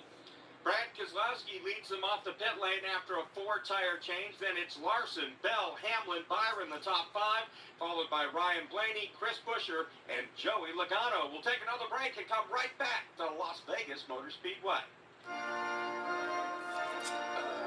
Where is the bride? Hello? Honey, where are you? I'm at the altar. Oh, hey! I'm fueling up at Sunoco. Sunoco. Your dad's waiting to walk you down the aisle. I'm earning rewards as fast as I can. With new Sunoco Go rewards, when you fuel, you save. So drop what you're doing, because rewards come first. Oh, gotta go. I'll text you. Download the Sunoco app. Sunoco, fuel your best. Terms and conditions apply. Wendy's new My day has been pretty good, Andrew. Thank you. own delicious combo. Choose from a sausage biscuit, egg and cheese biscuit, small And again, guys, I feel a lot better. I'm just a little bit stopped up still. That's it. biscuit, and small seasoned potatoes. Well, maybe it's the fresh egg and cheese biscuit with a medium hot coffee. Or 2 savory sausage biscuits. Whichever you pick, you can't go wrong. Choose wisely. Choose Wendy's new 2 for $3 Biggie bundles. Limited time only. U.S. price and participation may vary. $9 in the combo. Single item. Regular price. So far in this race, the fastest lap goes to Kyle Larson, 183.567, and that was on just the 3rd lap of the day. Introducing the next generation 10G network, only from Xfinity, proud premier partner of NASCAR. Las Vegas Motor Speedway, this is the Performance Racing Network. Hi, it's PRN's Brad Gilly. Did you know you can take PRN with you anywhere? That's right. By downloading the PRN mobile app, you can listen to our live race broadcast from anywhere.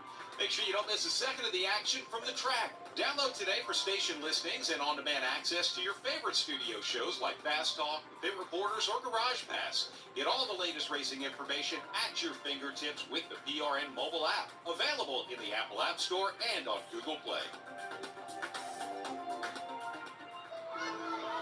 Hey, I'm Corey LaJoy for Speedway Children's Charities. The mission for Speedway Children's Charities has remained true since its founding almost 40 years ago, to care for children in educational, financial, social, and medical needs in order to help them lead happy and productive lives.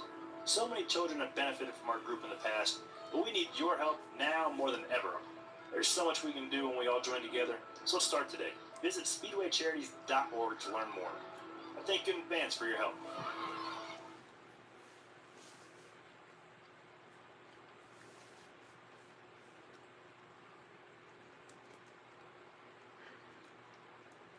Welcome back to Las Vegas Motor Speedway here, working our 3rd caution of the day, brought out by a single car incident involving Carson Hocevar. Here's how they line up on the racetrack. Brad Keselowski is the new race leader. Kyle Larson will be 2nd, Christopher Bell 3rd, 4th to Denny Hamlin, William Byron 5th, 6th to Ryan Blaney, Chris Buescher 7th, 8th is Joey Logano, 9th is Kyle Busch, Chastain is 10th. Alex Bowman 11th, 12th Tyler Reddick, Ty Gibbs 13th, 14th Bubba Wallace, Martin Truex Jr. 15th, 16th Eric Almirola, Daniel Suarez 17th, Kevin Harvick 18th, Ricky Stenhouse Jr. 19th, 20th Austin Cindric. 21st, Michael McDowell. 22nd is Ryan Preece, Austin Dillon. 23rd, 24th, Chase Elliott, Justin Haley. 25th, 26th will be Corey LaJoy. Harrison Burton is 27th, Ty Dillon 28th, 29th, Eric Jones. 30th, Todd Gilliland. J.J. Yeley 31st, 32nd A.J. Allmendinger, Chase Briscoe 33rd, 34th Brennan Poole, then 35th B.J. McLeod minus 1 lap out of the race, finishing 36th today, Carson Hocevar. Bring home the cup with eBay Guaranteed Fit. Brakes, headlights, and all the parts to fit your vehicle the first time,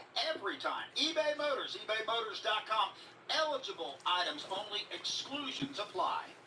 So, Jesse Dolivuk, the NASCAR pace car driver, turns left, takes that 2023 Toyota Camry TRD to the pit lane. Here's Keselowski leading Kyle Larson into the Geico restart zone, and the green flag is back out. Keselowski is gone in a hurry. He leads the pack to 1. So we'll resume what was a fantastic battle for the race lead before the caution. Larson storming back on the outside. He's side by side with Brad Keselowski. They'll roar out of turn number 2. Still door to door down the backstretch. Car 6, car 5, side by side now into turn 3. Keselowski on the bottom, Larson to the outside. Keselowski with a slight advantage, but Larson's got it wound up off the top. He wants to lead. Here's battle for the front spot here. Kyle Larson on the outside pushes Keselowski. No problem, Fred Black. Thank you for stopping by. Yeah, see you later, Golden Go Boom. Yeah, thank you for stopping by. And to all the other people that are just now hopping in here, and to the people that have been in here, if you haven't already, make sure and hit that subscribe button, guys. I'm going to be doing these streams again every single weekend. So, again, guys, if you don't want to miss out on these last few races of the NASCAR Cup Series season, make sure that you're subscribed.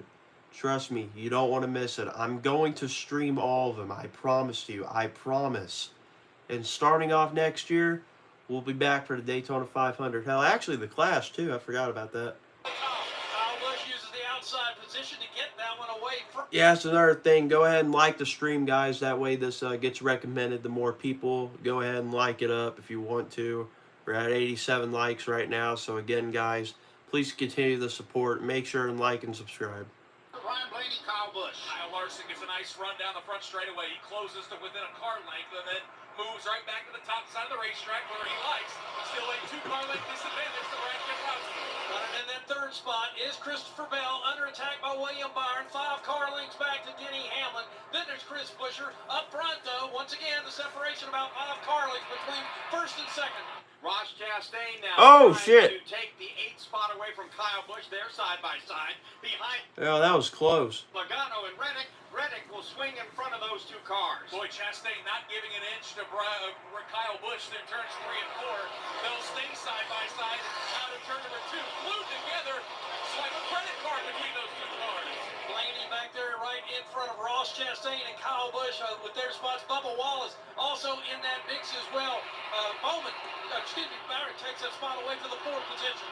Denny Hamlin right now trying to argue with William Byron. And I tell you, guys, it's not letting him get away is Chris Buescher. Yeah, Chris Buescher, one of those drivers of the Championship 8 that would love to continue collecting points. And he's chasing after his teammate. Everybody is. Brad Keselowski leads that train to turn 3. He's got a mirror full of Kyle Larson now in that second spot, though. He's going to look to the bottom of the racetrack. Larson, that is. Keselowski goes down. Brooks blocks the advance off 4. Now it looks like Tyler Reddick has swung around Alex Bowman, moved him up to the 10th spot. Now he'll try to chase down Kyle Busch as Kyle Busch tries to track down Ross Chastain. Thank you, TJ. Make sure and hit that subscribe button, guys, again, if you haven't already. Advantage over Chastain, who's rolling the inside line. Kyle Busch will follow him out of turn 2. Locked in a battle for third now down the Nellis straightaway. Bowman to the inside and to the outside. It's William Byron to the bottom of the racetrack with Christopher Bell on the outside. Byron trying to take that spot away. Bell still there. Byron trying to slide up the racetrack, doesn't cut the nose off of Bell. Now, Bell rallies back to the outside, and they're still side by side into 1. Yeah, it gets awful dangerous running side by side at the exit of turn 2 and turn 4 with that kind of funneling effect.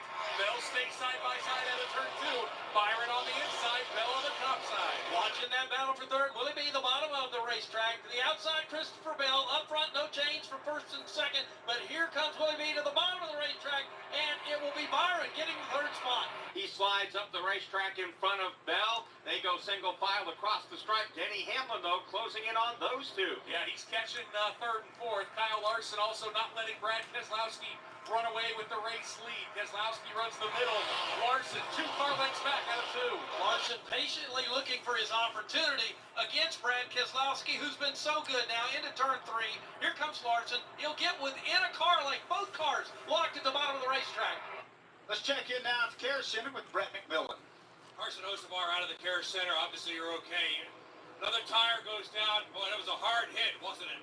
No, it really wasn't that hard, at least from the inside. Maybe it looked hard, but honestly, I thought I could have kept going, if anything. But it was a little bit more than I thought. But tough day for how fast we were. We got to 14th at the end of the stage.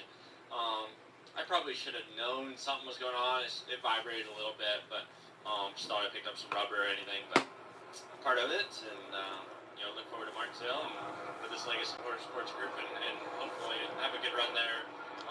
Both of our cars were fast. It's just unfortunate. Glad you're okay. Thanks. All right, thanks a lot, Brett McMillan there with Carson Hocevar. A car that has rallied back. He got a penalty earlier on in this race and had to go a lap down. It's Ross Chastain, Mark Arrow. He's moved up now to the 8th spot. That car looking pretty racy. Had to use that wave around, Doug, at the end of the first stage as we got a caution flag just before it ended, and now has firmly entrenched himself in the top 10. Watching the progress, Doug, of Martin Truex Jr., they gambled, stayed out at the start of the second stage. That gamble paid off horribly, and now he's worked his way back to 13th. He's got a fast car, but now he's back in that dirty air, struggling to crack the top 10. And speaking of the top 10, let's go ahead and give you the rundown of that group right now. Brad Keselowski leads it. Then it's playoff driver time. Kyle Larson is second, William Byron third, Christopher Bell fourth, and fifth will be Denny Hamlin. All four of those playoff drivers. Chris Buescher is sixth, also a playoff driver, followed by Blaney, Chastain, and Kyle Busch. So once again, Mark, the trend has been all day long that the playoff guys have been populating that top 10 pretty thoroughly. Just outside the top 10 is playoff driver Tyler Reddick, and we also mentioned that Martin Truex Jr. running in that 13th position. 36 laps to go here in stage 2, and we're just about halfway home in the South Point 400. Will they find a home? Sponsored by Geico. Susan has always wanted to live in a chateau. I like a certain je ne sais quoi. While Jake is more into the Cape Cod style home. It's a classic look. Compromise is tough, but these two won't have to compromise when they bundle home and car insurance with Geico. It's easy, and they can save even more. In the end, Susan and Jake found a Cape Cod style home where they will only speak French. Bonjour, je t'aime, merci beaucoup, and cordon bleu. You'll get better with time. Bundling without compromise at geico.com. Start making outdoor memories you will never forget. For less than $5 a day, you can own your very own Tracker Off-Road or a brand new Tracker Boat, Motor, and Trailer package. The fastest growing off-road brand in America and the world's #1 best-selling fishing and pontoon boats are built by and sold factory direct at Bass Pro Shops and other select dealers. Save big on the best brands and the boats you love. Escape into the great outdoors with Tracker boats and ATVs. Brad Keselowski starting to pull away from the field here. He's leading by about 15 car lengths over second place running Kyle Larson. From Las Vegas Motor Speedway, this is PRN, the Performance Racing Network. I'm Paul Shad in Charlotte with Kathy Martindale in Nashville here on Z-Max Racing Country from PRN. We're so proud of bringing you the best singers in country music and the biggest stars in NASCAR. Kyle Larson, how are you, buddy? I'm good. How are you doing? I was up at the Hendrick Complex. That place is absolutely unreal. It's the nicest facility, you know, in the Cup Series for race shops. Z-Max Racing Country. Music from the fast lane. Portsmouth to Atomic, Eldora to Willard, Richmond Raceway to Brush Creek. Do you have relentless passion for grassroots racing? Then tune to PRN's At the Track, where the personalities of grassroots racing share their dramatic, unique, and exciting stories. He ran an at speed in a late model with no left front. He not only ran with no left front, he pretty much dominated. That's PRN's At the Track.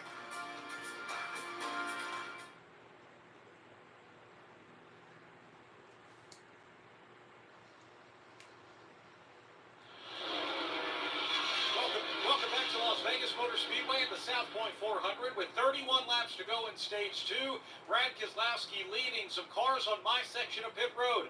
Very happy with their race cars right now. William Byron has been working on his car with crew chief Rudy Fugle. They feel that they have what they need at this point in the race. Byron now has been able to run his way up into third, right behind teammate Kyle Larson. Denny Hamlin, who led just a short while ago, also very happy with his race car. He was feeling it was a little bit too tight earlier. Now he's able to back up the corner a little bit and use much less brake. And for Martin Truex Jr., who spent the early part of this race up in the top 3 and then lost it when they stayed out on the round of pit stop, well, they found it again. Martin Truex Jr. says the car is where it needs to be for him right now, and he's almost back up into the top 10. All right, thanks a lot for that update, Brant Gilly. Now let's check in with Heather DeBose.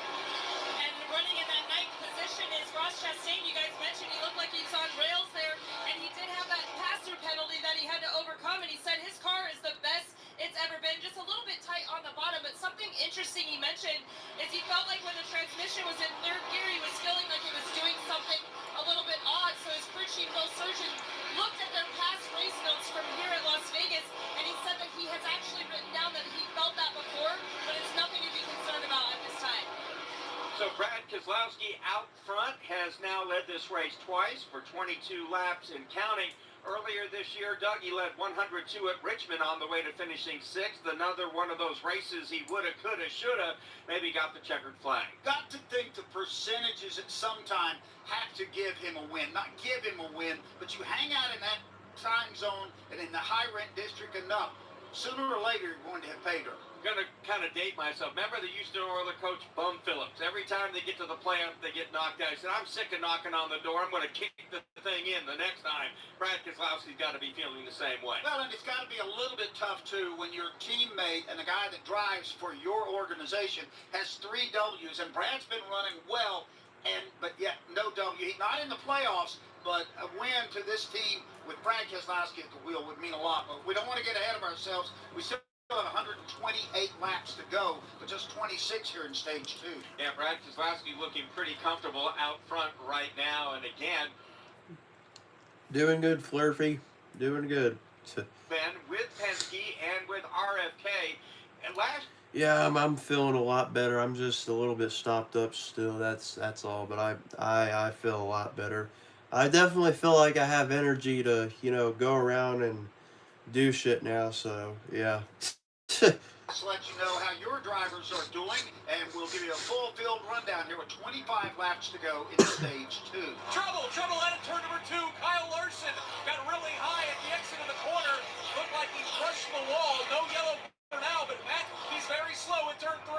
Watching him trying to get back up to speed. I'm going to see if he's going to come to the pit road or stay on the racetrack. He'll stay on the racetrack, but Larson with a problem, guys, it seemingly. William Byron goes by. So does Christopher Bell. Looks like Denny Hamlin is going to overtake Larson as he comes back up to speed in turn 1. And Denny Hamlin sweeps around the inside. It was like the rear end of that car stepped out on Kyle Larson right at the exit of turn number 2.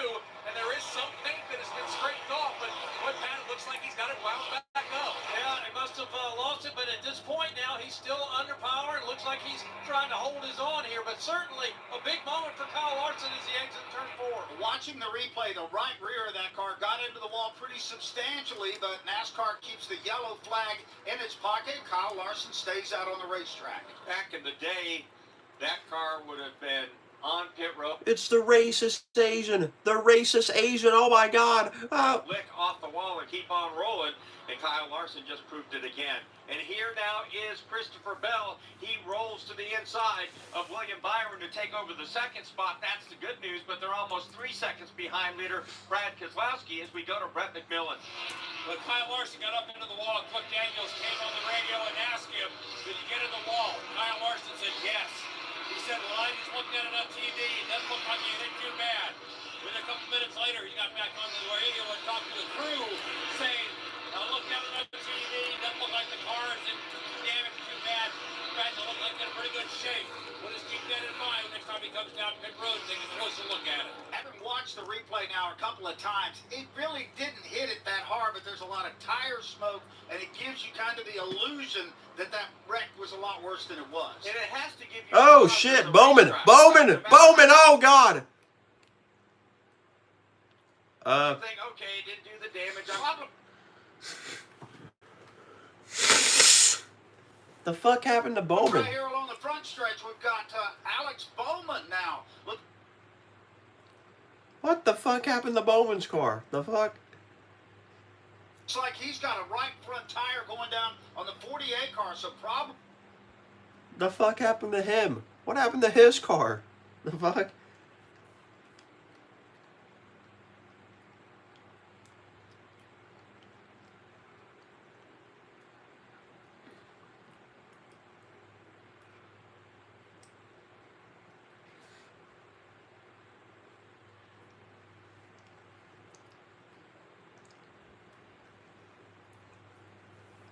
With ZMAX. Check us out at ZMAX.com or visit us on Facebook and Twitter to find out more about our full line of products. ZMAX for your car, big rigs, small engines, firearms, and more. That's ZMAX Micro Lubricant. Available at your favorite...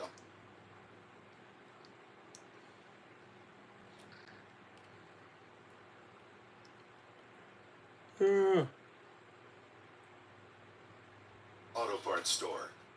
Make your...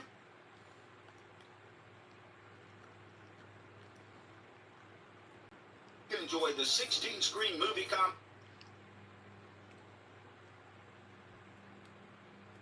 complex and visit the 64-lane bowling center. Visit SouthPointCasino.com and make your reservations today. Stay with a racer. Stay at the South Point Hotel.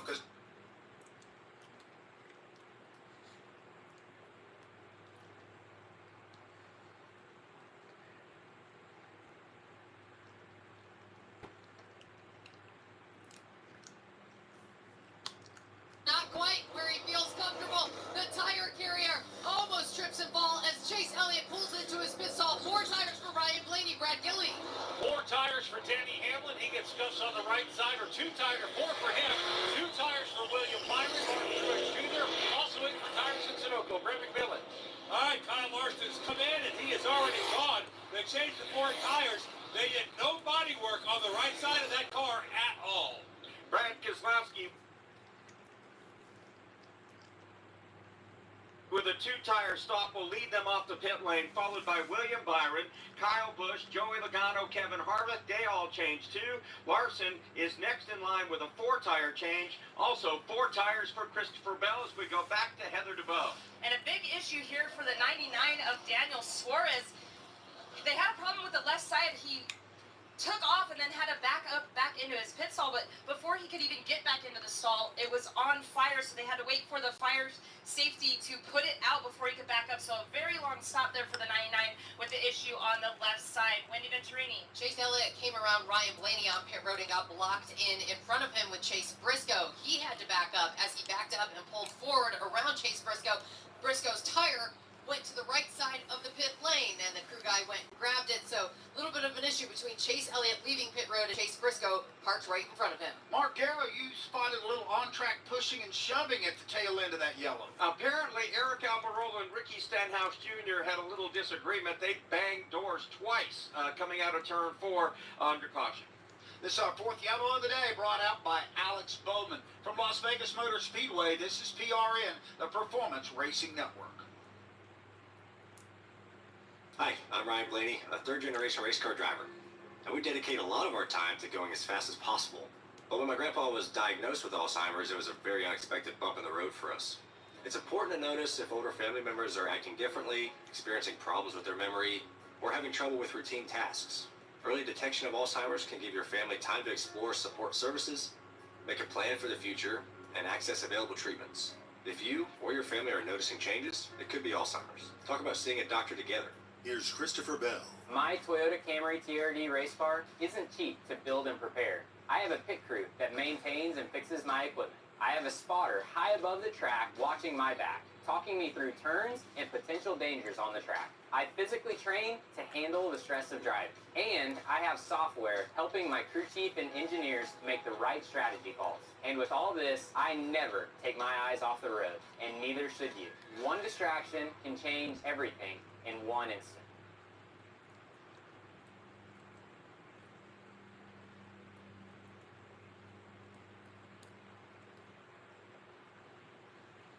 Back here at Las Vegas Motor Speedway, they will wave them to the green the next time by here as we're getting down past the halfway mark and the South Point 400. Just 120 laps to go.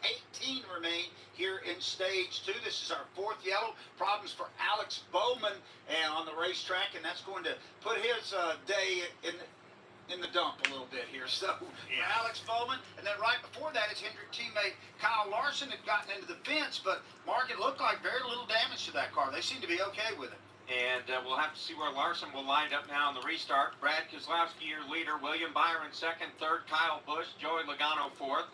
5th, Kevin Harvick. Larson comes in line at number 6. 7th is Christopher Bell. Denny Hamlin, 8th. 9th, Ryan Blaney. Chris Buescher in 10th. Martin Truex Jr. is 11th. 12th to Ross Chastain. Tyler Reddick is 13th. 14th is Eric Almirola. Bubba Wallace is 15th. Harrison Burton, 16th. Austin Dillon is up to 17th. 18th is Ricky Stenhouse Jr. Ty Gibbs, 19th. And 20th is Todd Gilliland. Corey LaJoie, 21st. 22nd, Austin Cindric. Justin Haley, 23rd. Ryan Preece, 24th. Then it's A.J. Allmendinger, 25th. Michael McDowell, 26th. Chase Elliott, 27th. J.J. Yeley, 28th. Ty Dillon, 29th. 30th, Eric Jones. 31st will be Chase Briscoe. B.J. McLeod, 32nd. 33rd, Brendan Poole. Daniel Suarez is 34th. These last 2 cars are out. Alex Bowman will finish 35th, and 36th on the day will be Carson Hocevar. And Pat Patterson, they're nearing the Geico restart zone, and we're about ready to get back to work. Lights are off on the pace cars. They work their way right in front of me. It'll be Brad Keselowski, Ford versus Chevy. To the outside, Willie B. He's got that 2nd spot. Joey Logano up here right behind the leader as we get ready to enter the Geico restart zone. They'll take the green flag with 16 laps to go in stage number 2. Oh my God, green flag, wow! Waving. Keselowski will lead them to turn 1. He will lead them to turn number 1 using that inside line. William Byron stays to his outside and Byron's got it wound up, trying to nose ahead of Brad Keselowski. They're still side by side, though, and a turn number 2. Byron to the outside. There's Keselowski on the inside. They stay nose to tail with each other. Kyle Busch gets shuffled back here into battle for third spot. Joey Logano 3 wide for that third spot off of 4. Out on the bottom of the racetrack, it's Joey Logano. Kyle Busch is in the middle. Up on top is Kyle Larson, and they stay 3 wide all the way down the front stretch. Kyle Larson went up and used that outside groove to challenge in turns 3 and 4. He's got those 4 fresh tires. Looks like he'll get around Kyle Busch. He won't get around Joey Logano, though. Logano has that third position. Ford versus Chevy for the lead in Vegas. Into 3. Here they go. Keselowski at the bottom of the racetrack to the outside. He's going to get the position now, and he'll lead all 4. Meanwhile, Kyle Larson now bullies his way to the outside of Joey Logano. He out-muscles him for the third spot. Meanwhile, Kyle Busch, C. Bell, side by side for 5th. Yeah, that is the battle for 5th as Kyle Busch and his Chevrolet kind of poking around on the inside. Ross Chastain thinking about going 3 wide. He'll get behind Christopher Bell, follow him down the backstretch. Oh, that is right, Nick. He did look there for a second to go 3 wide, but he's on the move for sure. So is Kyle Larson as he dives in for that second spot against William Byron to the outside. Teammates battling for second here. Kyle Larson inside. Outside, it's going to be William Byron. Byron by 3 feet at the start-finish line. The Larson rallies back. And again, a reminder, Kyle Larson has 4 fresh Goodyear tires on that Hendrick Cars Chevrolet. He'll easily dispatch of William Byron. Got about 5 car lengths to make him go to Keselowski. And on the move might be Ross Chastain now as he takes a look at Joey Logano. That's for the 4th spot. It's Chastain's going to go to the outside and try to wrestle that spot away. No change up front. Chastain up off the top of the racetrack around Logano up to 4th. Logano now in danger of dropping back another spot as Christopher Bell powers to his inside. Yeah, boy, Logano was not very fast on the front straightaway. That's why he's going to lose a couple spots and stay inside the top 5. That battle for the lead, though, is on. Kyle Larson down to a car length behind Keselowski's Ford. 3 more car lengths, make it 4 back to William Byron. Ross Chastain fought his way up to the 4th spot now. There's Christopher Bell. That's the way they race off in turn 4. 2 non-playoff drivers in the top 4. Brad Keselowski, and then 4th is Ross Chastain. Looks like, though, we've got a battle for the lead shaping up. Larson has caught Keselowski. And he's trying to pick which lane to get around Brad Keselowski. He's going to choose the bottom, and he's got enough momentum to pull even. Pat, can he pull that pass off into turn 3? Larson out in front by a nose. Now give that nose back. Keselowski fights down to the bottom of the racetrack. Larson will move him up just slightly there, and Larson will have the lead off 4. Kyle Larson leads this race for the 5th time this afternoon across the stripe. He leads Keselowski by a car length. Meanwhile, Joey Logano getting pressure from Denny Hamlin as they fight for 6th. That is the battle for the 6th position. Denny Hamlin goes to the bottom of the racetrack. He's got a nice run on Logano's Pennzoil North. Logano won this race a year ago, but he's got his hands full at it too. Keep your eye on Ross Chastain. He has got a race car, and he's trying to challenge for the 2nd spot. Here comes the number 1 to the outside. He wants to get down Keselowski. Chastain to the outside of Brad Keselowski. Dead heat at the start-finish line. Chastain tries to edge away at the end of the front stretch. I mean, it's this time of year when the number 1 car, Ross Chastain, usually pulls off some spectacular runs. He'll use that outside line, side by side with Keselowski. Get Ross Chastain the 2nd spot. Oh, great move for the 1 car as he gets to the 2nd spot. Keselowski drops in right behind him. William Byron goes to the high side of the racetrack. Christopher Bell at the bottom of the racetrack. Then it's a long way back to Denny Hamlin. Watching Kyle Busch right now, he's in the 8th spot. Behind him, quite a traffic jam. You have Ryan Blaney there, Tyler Reddick, Kevin Hartman, Bubba Wallace, as well as Ty Gibbs. About a 5-car breakaway at the front of the field. Denny Hamlin sits all by himself in the 6th position. And then that Hornets that Mark talked about, Joey Logano trying to hold off Kyle Busch, a pair of yellow cars down the backstretch. Here comes the Vegas native as he looks down to the bottom of the racetrack. Can't make a move on Logano. He'll lead that bottom of the racetrack blocked up. Blaney right behind him. And then there's Tyler Reddick. Nice battle going on back there. Meanwhile, up front, it's still Kyle Larson and Chastain settled into about a 7-car deficit. Yeah, they've done a nice job of pulling away from Brad Keselowski after making that pass Larson and Chastain motoring on down the back straightaway. Watching the battle shape up off of turn 2 there is Blaney trying to get position on the 8 of Kyle Busch. Kyle Busch right behind Joey Logano. Now Busch will go to the outside, use the top side of the racetrack. Can't make anything happen this time by, but Blaney getting ever so closer to Busch for a position battle. Blaney slid up the racetrack behind Kyle Busch. Now he hangs a left on Joey Logano, and he goes to the inside of Logano to pick up the spot. Kyle Busch will take that spot away from Joey Logano, and now Logano's teammate Ryan Blaney is looking racy on the bottom, and that Menards Ford not able to pull off that pass out of 2. He'll take another look as they get down here in 3 and 4. Meanwhile, a little bit further up front, looking at Christopher Bell going to the high side of the racetrack, trying to fight against William Byron off 4. That's going to be a battle for the 4th spot. Bell swings to the outside of Byron. Looks like he will take that pass. His next target will be Brad Keselowski. So it's Larson, your race leader, by about 6 car lengths over Chastain. Another 10 car lengths back to Brad Keselowski. Then that new driver in Ford. It's C. Bell over William Byron. That's how they run top 5. He's got about 5-6 car lengths before he's going to get to Brad Keselowski. Talking about Christopher Bell. William Byron down at the bottom of the racetrack. Bell to the high side of the racetrack. Denny Hamlin also trying to drive his way into that group. Top 2 cars, Larson and Chastain, running laps. The difference between the two, just 0.06 of a second. They're back in 1. Here comes Christopher Bell, though. He wants to join Larson and Ross Chastain at the front of the field. Not content with just getting around Byron. He wants to catch and pass Keselowski down the backstretch. Car lengths separate those two for the 3rd position. Keselowski's got it. Bell wants it. And here comes Bell. Bottom of the racetrack now. He'll try to wrestle it away from the Ford driver, and he'll make that pass off 4. 3 laps to go here in stage 2, and it's Kyle Larson trying to make a sweep of the stage points here today, Nick Eldman. Yeah, that watermelon farmer Ross Chastain trying to catch him, but starting to run out of laps. Kyle Larson, after narrowly wadding it up here in turn 2 about 15 minutes ago, looks good, Pat, at the 3. Down to turn number 3, that's the way he'll race here at the bottom of turns 2 and 3. That's Kyle Larson with a big lead over Ross Chastain. Chastain doing everything he can to catch up here. Good battle between Denny Hamlin now side by side with Keselowski. 2 laps left in stage number 2. Hamlin powers to the inside of Keselowski. Keselowski also has William Byron right there. Yeah, boy, that's a good 3-car battle, and it's for the 4th position. Denny Hamlin glued to the bottom of the racetrack. Brad Keselowski keeps his foot in the front. I'm going to be pissed. I'm going to be pissed. Oh, who the fuck picked? Oh, y'all fucking... Y'all are just haters. Y'all are haters. Y'all are absolute fucking haters.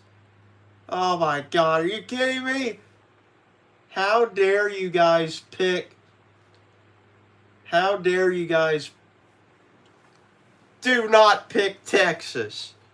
I'm going to kick your ass if you pick Texas right now. Nuh-uh. No. I am a diehard Sooner fan. Alright? This is the greatest season we've had so far in quite some time. We're undefeated. Come on. I know our schedule hasn't been that challenging, but listen. We may have to play Texas again in the Big 12 Championship. That right there will decide if we're a good team or not. But besides that, we still have to play against a couple of other teams, like TCU and Kansas State, I'm pretty sure. So, we still have some challenges.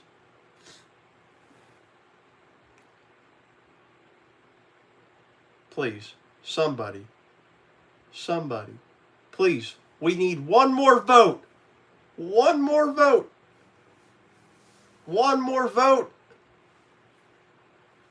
Ah, fuck it. We'll make it tie. The hell with it. It's tied. Fuck it.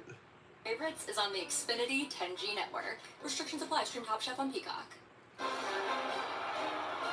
we're back with the action. Coke Zero Sugar might be the best Coke ever. That's right, Jim. With an irresistible taste and zero sugar, Coke Zero Sugar is a must-try for any sports fan. So make sure you... Wait, Jim, I didn't mean to try it right now. We're still on the air. Best Coke ever? Take a taste, Jen. Really? No, not right now, Jen. We got a game to call. Switch to Geico today and see all the ways you could save. It's easy. Simply go to geico.com to get a rate quote and get started seeing how much you could save. You're listening to PRN, the Performance Racing Network. Hello, I'm Marcus Smith. As NASCAR celebrates its 75th year, Speedway Motorsports recognizes some of the sport's greatest moments. Here's Doug Rice and Kyle Petty. Let's talk about Darrell Waltrip, his impact on the sport, and what you think DW is known for aside from winning 3 titles. Darrell Waltrip had a huge impact on the sport as soon as he got here. And we can compare it today to Ross Chastain. We can compare it to the late 70s, early 80s to Dale Earnhardt Sr. He made other drivers aware that there was somebody here, somebody knocking on the door that wanted to take the trophies and take their money home. Darrell did it in the press. Sarcasm does not come across well in any font, in any newspaper, and that's basically all we had at that time. So Darrell got a reputation of being a smart butt, of being that guy that just ran his mouth, but Darrell could back it up on the racetrack. I don't think that in the beginning that Richard Petty or David Pearson or Cale or those guys appreciated the talent that he was. 75 years of NASCAR.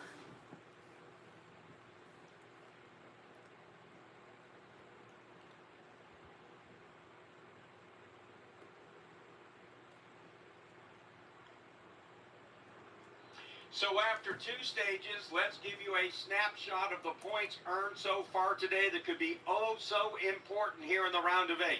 Kyle Larson has won both stages. That gives him 7 on the season, ties him for second place with Denny Hamlin, 1 behind William Byron on the season. Larson has scored 20 points. Christopher Bell, a playoff driver, has scored 17. Brad Keselowski, 14. Playoff driver Denny Hamlin has scored 11. Playoff driver Tyler Reddick has scored 9. Ross Chastain has scored 9 as well. Playoff driver Ryan Blaney, 8 points. Kyle Busch, 7. Playoff driver Martin Truex Jr., 6 points. Playoff driver William Byron also has scored 6 points after 2 stages. Truex is flirting with disaster here, Mark. He needs a top 10 finish today. Let's go down to pit road. We'll start off with Heather DeVoe.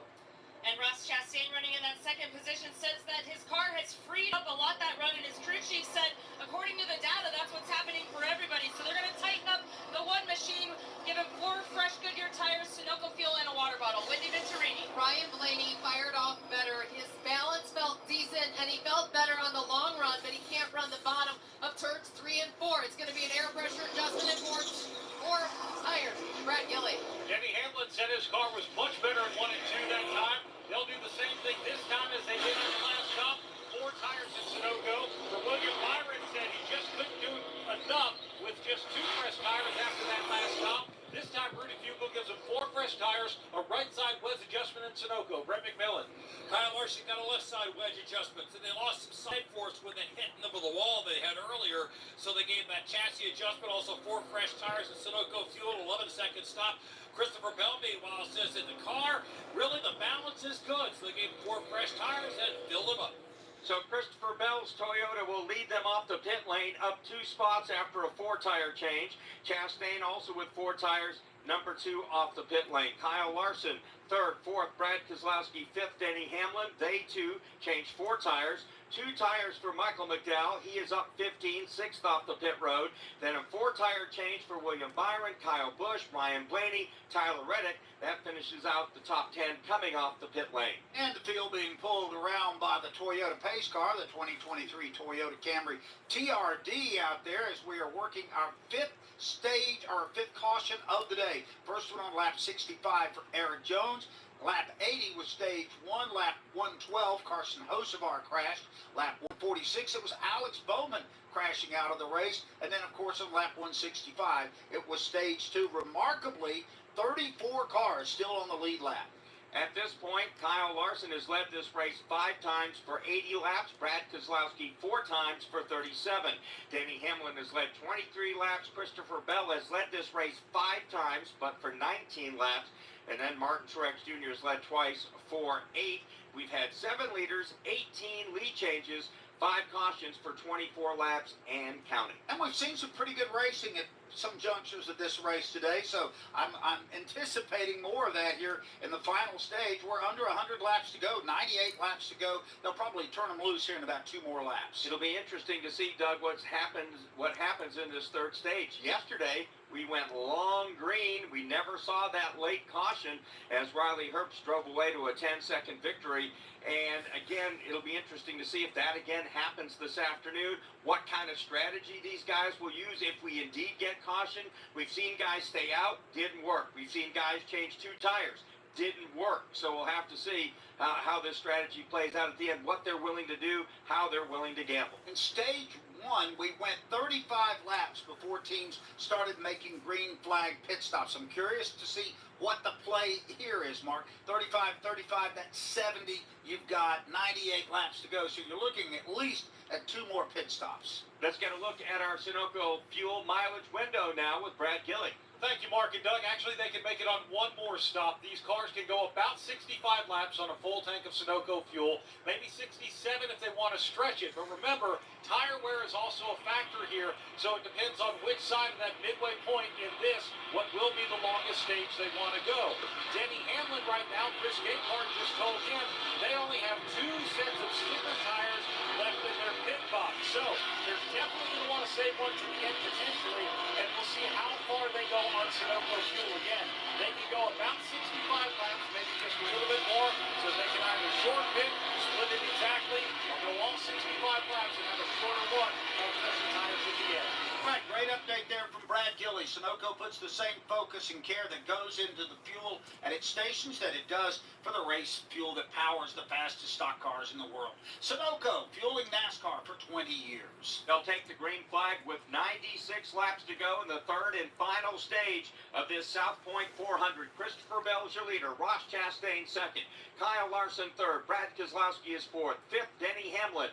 Michael McDowell 6th. 7th is William Byron. Kyle Busch 8th. 9th, Ryan Blaney. 10th is Tyler Reddick. 11th, Bubba Wallace. Then it's Logano. Almirola is 13th. Ty Gibbs 14th. Harvick is 15th. The rest of the top 20. Austin Dillon, Corey LaJoie, Ryan Preece, Martin Truex Jr., and Chris Buescher and Mark Garrow. They're about to turn them loose as the field enters the Geico restart zone. Toyota pace car is on pit road. So it is Chris. Here you go, green flag. The inside of row 1 to his outside, Ross Chastain. They are now in the Geico restart zone. The 3rd and final stage of the South Point 400 underway. Good restart for Christopher Bell. He jumps ahead of Chastain going to 1. Yeah, he will easily clear Ross Chastain for the race lead. In fact, Chastain's got to worry about Brad Keselowski, who is nose to the bottom of the racetrack, trying to take away that 2nd spot out of turn 2. It's Christopher Bell out front. Chastain tries to work the outside against Kyle Larson. Larson bottom of the racetrack. They stay locked together. Now Chastain moves forward. He wants that 2nd spot.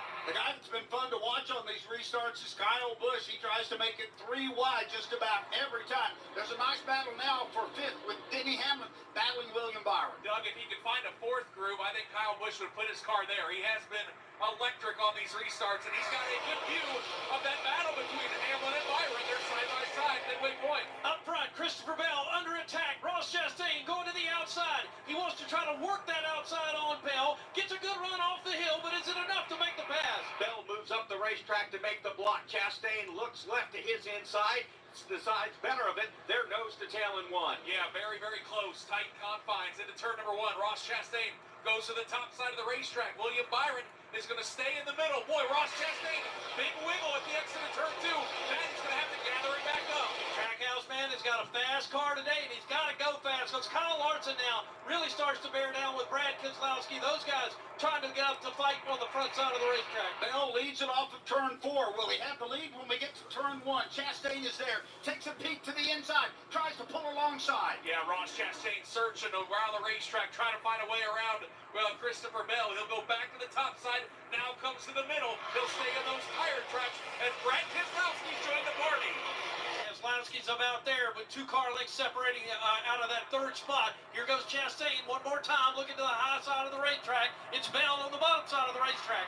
A little farther back, Denny Hamlin in a dogfight with Kyle Busch and Ryan Blaney. They're grappling now for the 7th spot. They flash across the stripe, give Hamlin the position. It is a 5-car breakaway. Then you've got Denny Hamlin holding off his former Joe Gibbs teammate and Kyle Busch. The battle for the lead, though, is back on. Ross Chastain, 1 car length off of Christopher Bell. Chastain is dogging the leader in the middle of these corners right now, down at 3 and 4, though. He slipped back about 4 spots this time as they race off turn number 4. Guys, choose carefully on this one, and please do not start a war. The 6-car length advantage, it's that much back to third place running Keselowski. Yeah, even separation as Keselowski tries to join that battle for the race lead. Same with Kyle Larson, who sits in fourth.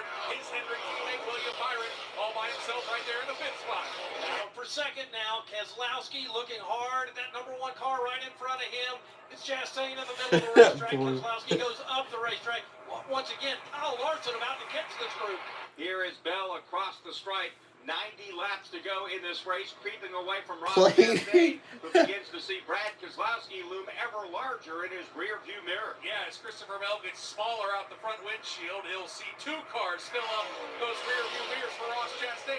Those are Brad Keselowski and Kyle Larson's cars. Chastain now holds the second spot by only 1 car length. Keselowski the bottom of the racetrack. Kyle Larson riding in the middle of the racetrack. That's the battle for second, third, and fourth. Chastain in second, 3 car lengths back is Keselowski. Keselowski, though, feels the heat from Kyle Larson, who dives down onto the apron of the racetrack. Yeah, Brad's going to leave the bottom of the racetrack over for Kyle Larson, although he tried to seal him off at the entrance of turn number 1. I think Kyle might have cracked the throttle a little bit there, nose to tail out of 2. Good racing between these two right now. We're talking about the battle for third. Kyle Larson as he races into turn number 3. About 2 car lengths of separation between he and Brad Keselowski. Christopher Bell continues to pull away. As they come down the line, again, Bell easing away and watching, Doug, the travails of Martin Truex Jr. Ever since they stayed out to start the second stage on old tires, he lost track position and now is mired deep in the pack, 18th, and is going nowhere. And this, as we talked about at the start of the show, Mark, eventually not having good finishes is going to catch you. You can only live on those playoff points for so long because you've got to get some stage points. He's not been able to do that in the playoffs. Right now, currently 13 points below the cut line for Martin Truex Jr. Let's go to Brad Gilly. Well, Mark, you nailed it right there on the head. Martin Truex Jr. has not been happy with his car at all. Ever since they actually stayed out earlier, his biggest problem, obviously, is mired in traffic. And I don't know that the car is getting any better right now. The frustration for Martin Truex Jr. is probably having about as big of an impact on the performance of this race car as the race car itself, but he is just struggling to hang on right now in the top 15. Thanks so much there, Brad Gilly. Doug Rice and Mark Garrow with you in the booth on pit road. It's Heather DeVoe, Wendy Venturini, Brad Gilly, Brett McMillan. In the turns today, it's Nick Yeoman and Pat Patterson. Good to have Pat back on the call here today. Dropping by to say hello to us, the general manager here at Las Vegas Motor Speedway, my buddy Chris Powell. Chris, you got a beautiful day, pretty good race going on here. I know you got to be thrilled. Just absolutely thrilled, Doug. Mark, thank you for having me. Just another beautiful day at Las Vegas Motor Speedway, which is what the nice lady says when she answers the phone when you call 702-644-4444 to buy tickets. That was good, man. That's good product placement there. But we have had a good day from a marketing standpoint. You know, Rusty Wallace has been here all weekend. I'm sure he's talked to your people earlier in the day. And Rusty is such a legend, and we're happy to have had him this year as our Speedway legend. Mark Martin last year. Mark was so enthused about the Speedway Legend program that he came back this year too. So we've had Mark and Rusty up in the owner's suite here this afternoon. And we're renewing tickets like crazy outside on the Midway area. It's been That's fantastic. And I know you have a great appreciation for the history of this sport. I think the Legends Club now that has 2 members, a great idea. Everyone's going for morning piss. Kenny Schrader come as our legend next year in the October of 2024. Hard to believe next year, 24, we're that close. And Kenny is one of the most, he's one of those guys that he might not have won as many races as Rusty or Mark, but he pleased more fans maybe than any other driver over the course of time.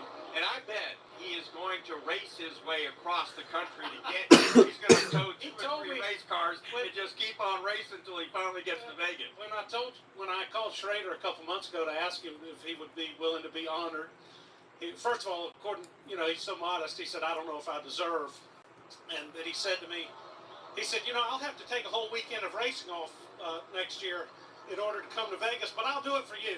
So I was heartened by that, and I think the fans will get a a big kick out of having Kenny here next year, similar to what they've had with Rusty this year. You know, Rusty said he didn't realize there were as many Rusty Wallace die-cast cars still out in the universe today as there were. In other words, he's been autographing a lot of stuff. As he signed this Got a weekend. fight for the lead shaping up here. Ross Chastain's been able to track down Christopher Bell. He trails by only 2 car lengths as they roll off to 1. Yeah, he's chased away from Brad Keselowski. He's got that second spot to his own, and now he's thinking about the race lead. He's got a good run out of turn number 2.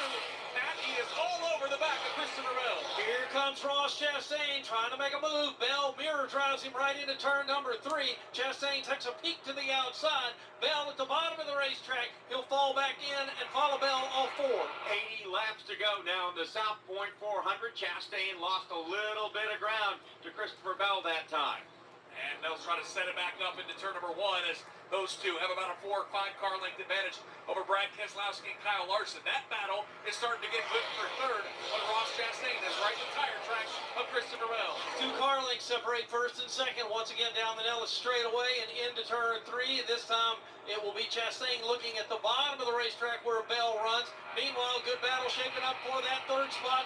Here comes Kyle Larson once again working on Brad Keselowski. That's going to be the battle for 3rd. Larson 2 car lengths off the rear deck lid of Keselowski. And how about the battle for 5th? Right behind them, it's Denny Hamlin going to the bottom of the racetrack to try to get around William Byron. So, some excellent battles for 1st, 3rd, and 5th here at the front of the pack. Well, that's what Chris Powell wants. He wants the fans excited about the racing, and they got something to be excited about today. Here's once again Chastain now going to the high side of the racetrack, trying to make up some distance here on the leader. Well, Chris, we always enjoy our stay here at Las Vegas Motor Speedway. You know we hang out at your sponsor, the South Points Place, and this is always one of our great trips. When will we get to come back here next year? March 1, 2, and 3 will be here with the Pennzoil 400, presented by Jiffy Lube. And then again, we'll be a week later in October of next year. Same position on the racing schedule, but a week later due to the Olympics and all the impact that has on the schedule. But you're exactly right about the South Point, and Michael Gaughan and his whole family and what they do for this speedway and for the race fans is incredible. Absolutely right. Chris, always a pleasure, man. Thanks so much. Thank you, Doug. Chris Powell, General Manager here at Las Vegas Motor Speedway, battled for the lead, shaped up in 1. Now, Christopher Bell just simply cannot shake the advances of Ross Chastain. Ross has gone to the top of the racetrack. He's within a car length, trying to get that run to get side by side. Chastain has got such good racecraft, and he just keeps working and keeps working and keeps working the leader. This time goes to the high side off of turn 4 to try to get close again to the leader. Bell hugs the white line. Chastain up to the top side. By the time they get to the start-finish line, they are locked again, nose to tail. Now Chastain peeks the inside, goes to the top in turn 1. And I can almost guarantee you, if they get side by side, Brad Keselowski's going to join the mix. In fact, Brad's going to do it right now. Ross Chastain got a little high. That opens the door for Brad. Yeah, I just talked about racecraft, and Keselowski was looking for an opening. He got one now to battle for that 2nd spot. Into turns 3 and 4. They race door to door now, coming off in turn 4.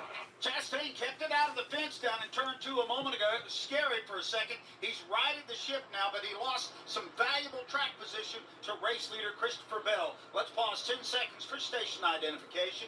This is PRN, the Performance Racing Network.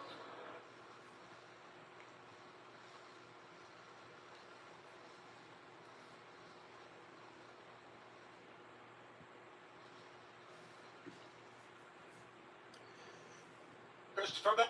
Oh, jeez. 74 laps to go here at Las Vegas. Christopher Bell is your leader still. Chastain 2nd. Keselowski 3rd. Larson 4th. And to round out your top 5, Hamlin's in 5th. Again, guys, thank you so much for stopping by. And if you haven't already, to the people that haven't already, y'all need to subscribe. I mean, if y'all want to prove to me that y'all have brain cells, and if y'all want to prove to me that y'all actually will come back and actually care about the sport and actually don't want to miss out on these races, all you got to do is subscribe. I don't even think you have to have your notifications on, because as soon as you get on YouTube and whenever I'm live, it's going to pop up.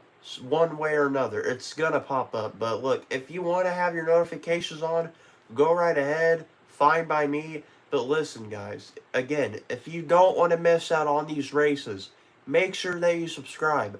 I do these streams every single weekend whenever there's NASCAR racing. Swear to God, I do it. Trust me. Look, if I can, I'm gonna try streaming Xfinity next weekend also because you know Dale Jr. is gonna be in the race, so you know like, I don't want to miss that. But guys, seriously, I'm trying to make this as self-explanatory as possible to y'all because it's not that hard to understand. If you subscribe, here's what you get back in return. You get to watch races. You literally all you got to do is subscribe, and that way you know. Like, I get it, you can search up my channel name and all that, but listen, if you subscribe, it will not only help me out, but it'll help out a lot of other people. That will get my channel more, it'll get my channel more and more, it'll get it recommended more to other people. That way, you know, like, I want as many people as possible to view these races and not miss out on them. That's all. I'm just here to help out. I'm here to help out people that can't get access to cable or just can't afford cable at all.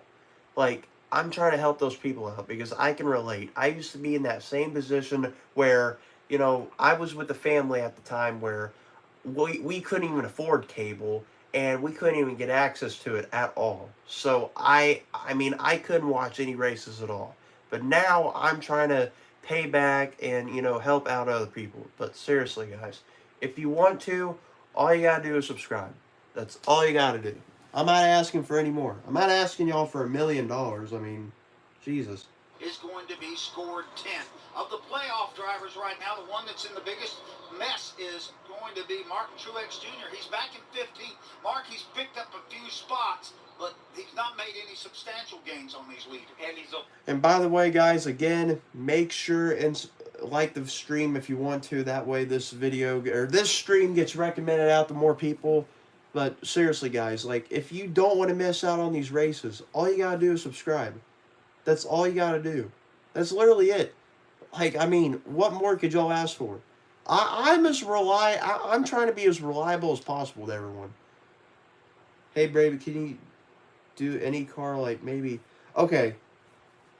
That is one stream that I was really thinking about doing this year.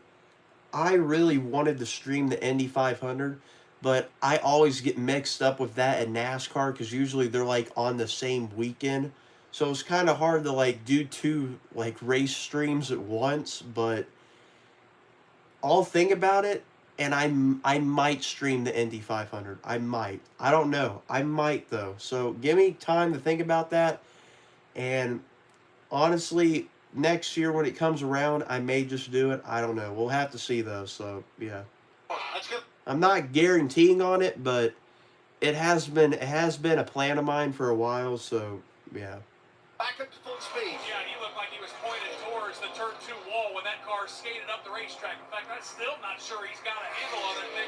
Denny Hamlin's trying to scoot to the inside and bring Ryan Blaney with him down the backstretch. Yeah, we were about to have 5 cars in the playoffs, all battling up here at the top with Keselowski in it as well. Right now, though, that was a big give to the leader, Christopher Bell, as he has really stretched his lead out.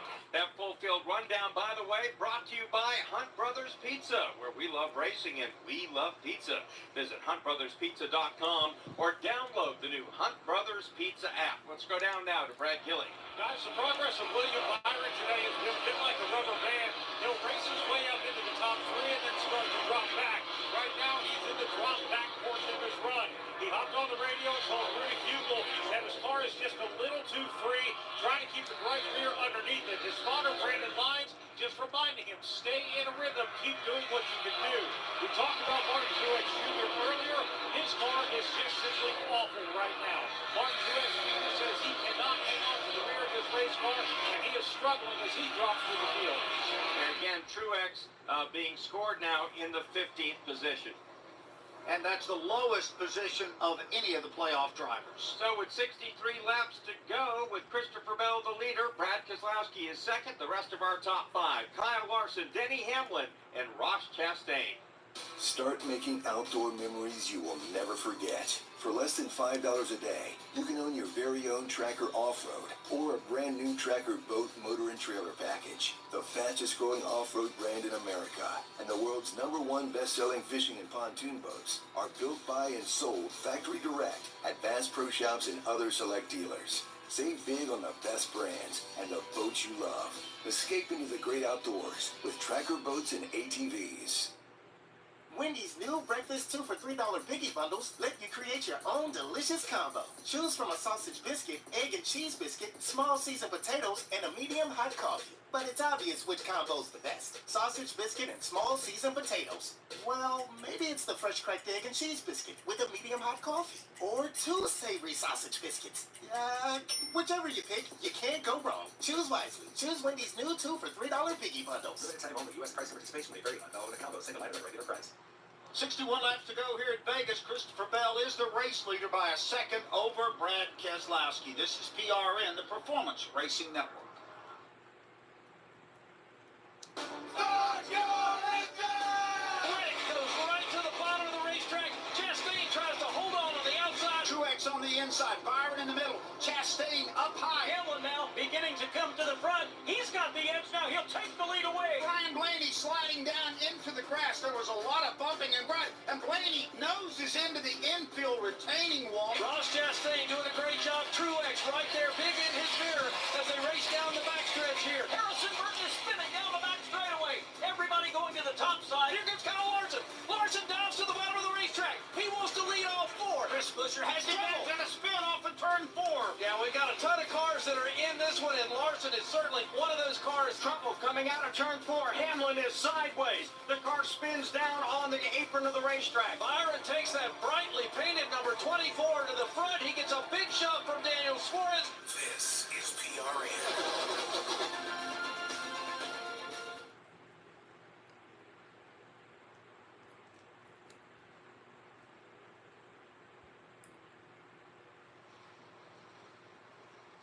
We're back at Las Vegas Motor Speedway, beginning to close in on the checkered flag in the South Point.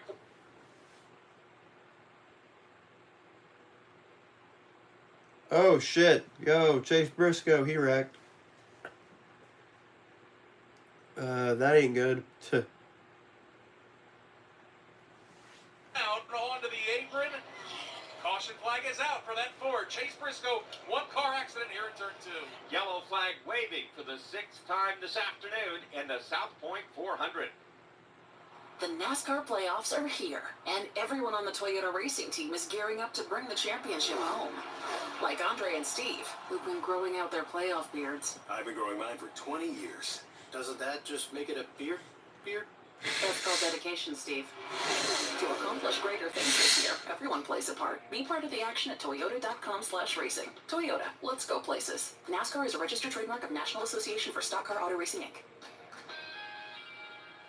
Will they find a home? Sponsored by Geico. Sarah wants a yard. My own little paradise. Brad, however, hates yard work. The only thing I hate more than cutting the grass is paying someone to cut the grass. Compromise is tough, but these two won't have to compromise when they bundle home and car insurance with Geico. It's easy, and they could save even more. In the end, Sarah and Brad found a great home with a yard. A very, very small yard. Time to get it done.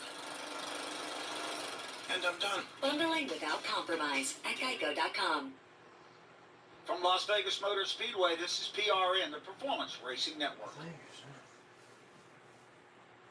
Hi, this is Doug Rice, host of PRN's Behind the Mic, a podcast where we talk to the top sportscasters from all over this country. People like Tim Roy, the voice of the Golden State Warriors. It made it so much more interesting and so much more challenging in the sense where you knew that this team was, moving in a historical direction. Marty Brenneman, the longtime broadcaster for the Cincinnati Reds. Our engineer, Dave Armbruster, who was with me for 46 years, said, I've just gotten a call from the clubhouse. Lou wants you to put an open appeal out on the air and ask Tom Browning to come back to the ballpark. Ben Ingram, the play-by-play voice of the Atlanta Braves. Winning the World Series, that was so much fun. It was the most fun I've ever had in my entire life. And who wouldn't want to repeat that? Broadcasting is easier. What we do is easier when the team that we're covering is performing well. Remember to check out PRN's Behind the Mic and hear from the great voices of sports wherever you listen to your favorite podcast.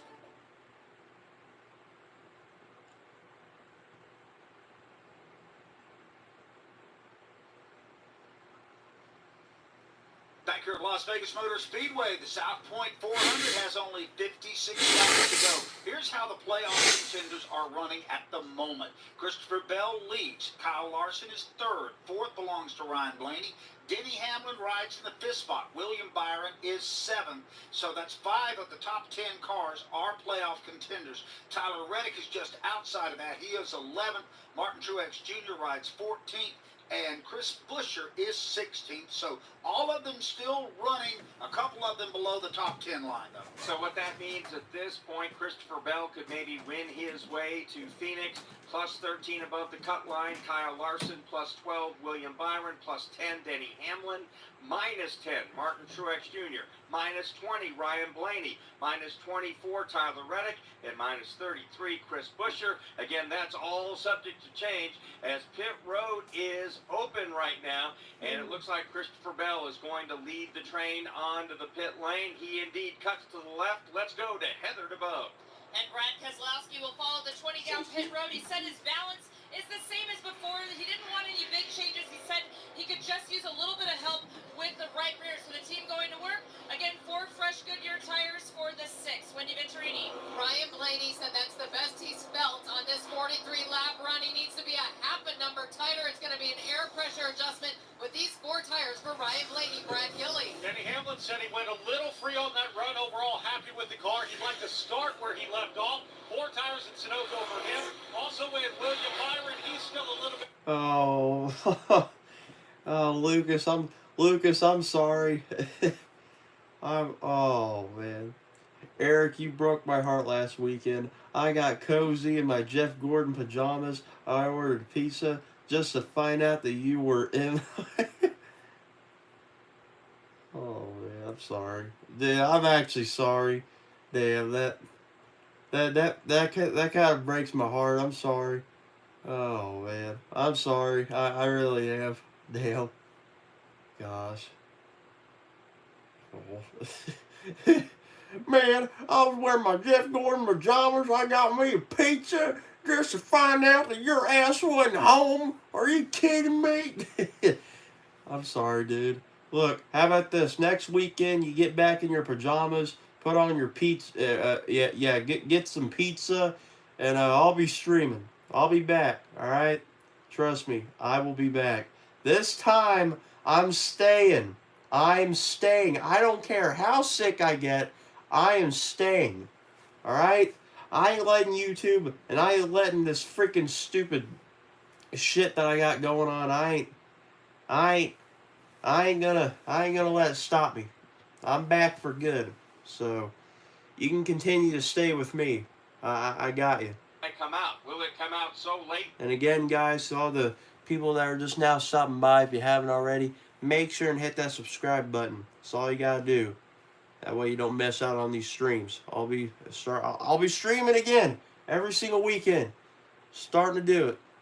So again, when they cycle by this next time, we'll be able to set the field for you again. So glad you could join us here with PRN broadcasting our final race of the year, the South Point 400, on a gorgeous day in Las Vegas. We just heard from Chris Powell, man who runs the place here at Las Vegas. This race 1 week later, next season, that'll be even better. I mean, we've had just great weather, 70 and 80 degrees, a lot of sunshine, just maybe the slightest of breeze. Just absolutely ideal conditions to watch a race. We've been coming out here for a long time calling races, and I feel like this is the best weather weekend we've ever had. It's been temperate. We've not had to deal with any moisture. And believe it or not, even though we're in the desert, we've been out here and we've seen rain and snow on a couple of different occasions. Sometimes together with the dirt, which makes for a haboob. Couldn't resist yourself. I love that. That's a real thing. It's a weather thing. A haboob with rain, snow, mixing with the dirt, making a mud storm. We've seen that here. Thank you. You just hear what the fucking broadcast said? Haboob? Haboob? The fuck? Set the field here for you as they flash across. Well, they're not really flashing. They're about 40 miles an hour at the start-finish line. Kyle Larson is the race leader. Brad Keselowski is second. Third is Christopher Bell. Ross Chastain is fourth. Fifth is Denny Hamlin. Sixth will go to William Byron. Ryan Blaney is seventh. Eighth, Joey Logano. Ninth, Kyle Larson. And 10th is going to be Tyler Reddick. 11th, Ty Gibbs. Kevin No Harvick, one 12th, cares about the Eric big Almirola, pimple. Wallace, Go 14th, back to the 15th, race. Chris Buescher, Martin Truex Jr. now 16th, 17th. I don't Michael care McDowell, about that big Austin ball. Cindric, 18th, 19th, Chase Elliott, Corey Thank LaJoie, you. and 20th. Ryan Preece, 21st, 22nd, Daniel Suarez, 23rd, A.J. Allmendinger, 24th is Harrison Burton, Ricky Stenhouse Jr., 25th, Eric Jones, 26th, 27th to Justin Haley, Todd Gilliland is 28th, 29th is Brennan Poole, and J.J. Yaley is 30th. Ty Dillon, 31st. 32nd, his brother, Austin Dillon. 33rd, B.J. McLeod, the last car on the lead lap. -3 and 34th, Chase Briscoe,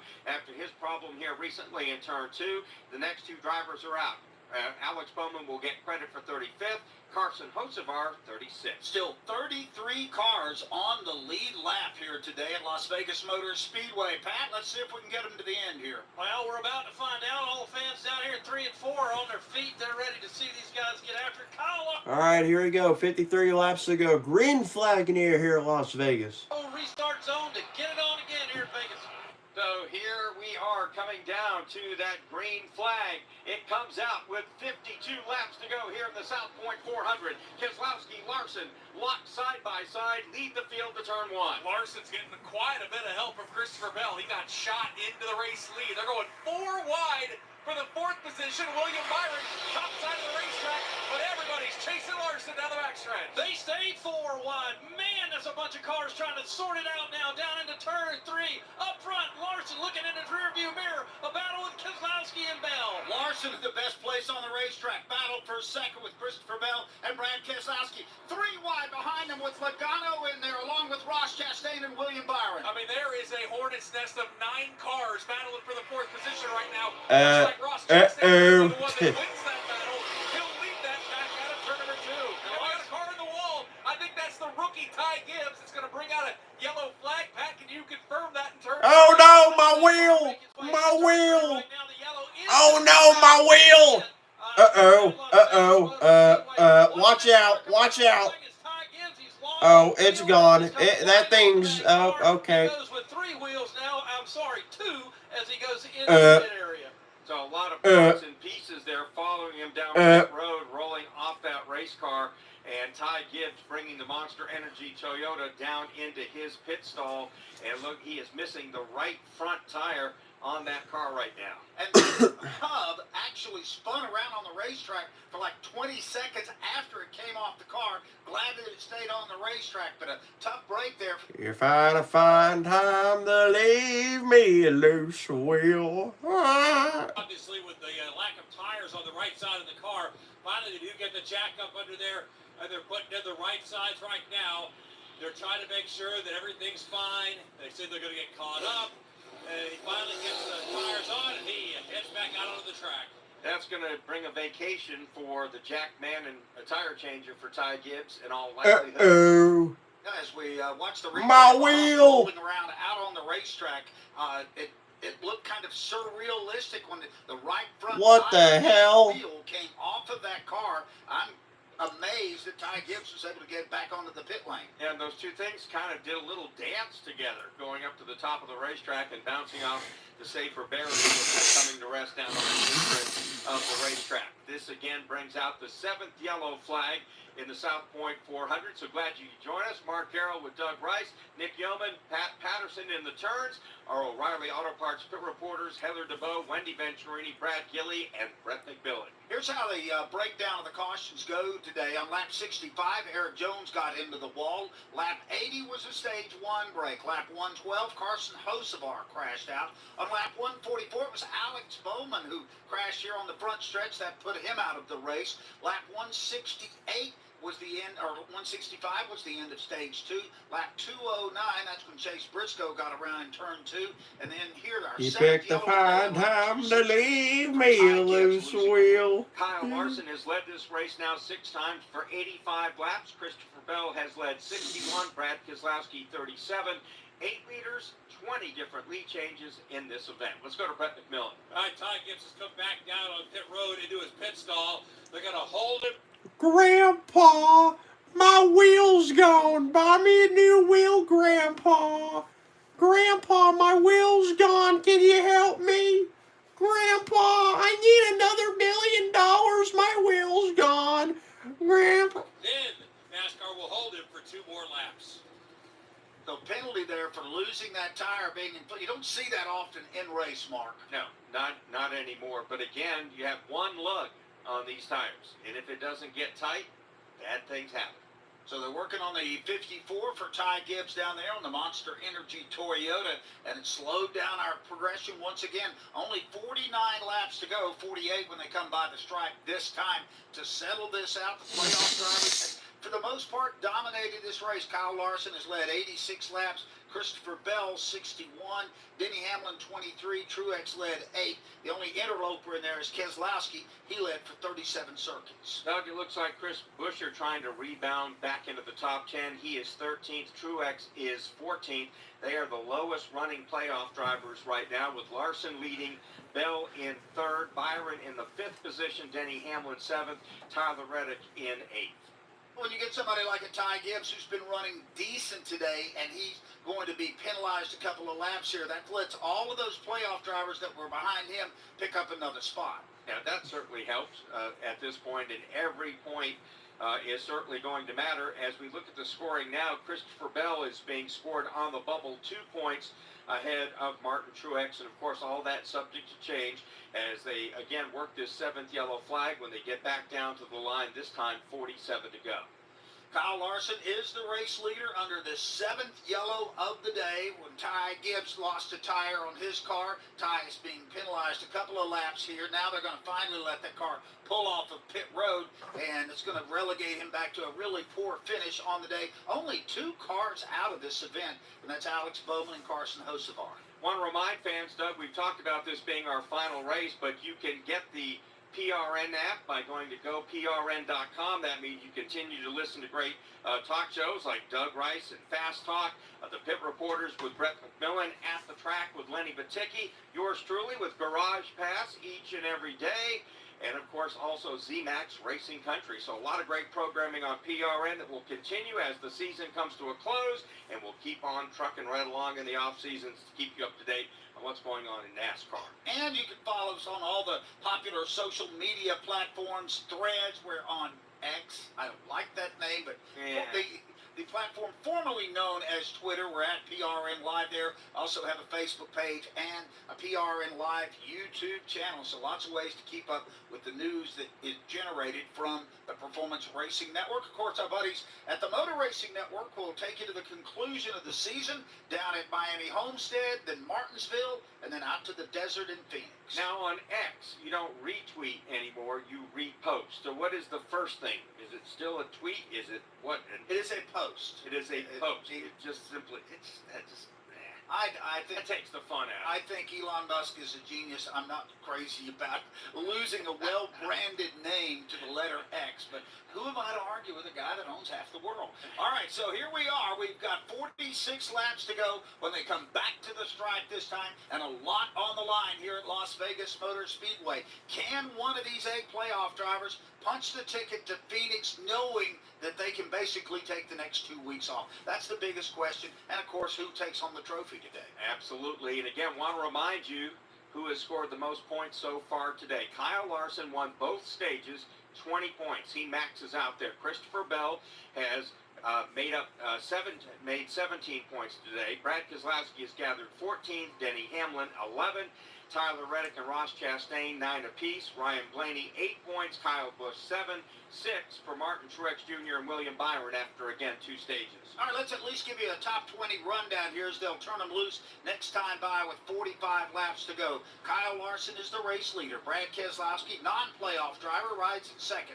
Playoff driver Christopher Bell is in 3rd. 4th, Ross Chastain. He's not in the playoffs. William Byron is 5th. Joey Logano is 6th. Denny Hamlin 7th. Tyler Reddick is 8th. Kyle Busch is 9th, and 10th is Eric Almirola. Very quietly has made his way to the top 10. 11th is playoff driver Ryan Blaney, Kevin Harvick 12th. Playoff drivers Chris Buescher, Martin Truex Jr. 13th and 14th. Bubba Wallace is 15th. Daniel Suarez 16th. Chase Elliott 17th.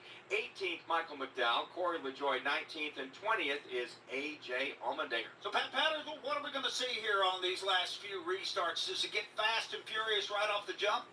I think so. I think, again, you guys stated it pretty boldly. You know, if you can win here, and Larson's got to be thinking about this, go down to Homestead next week, not have to worry about anything, go to Martinsville, and really not have to worry about anything.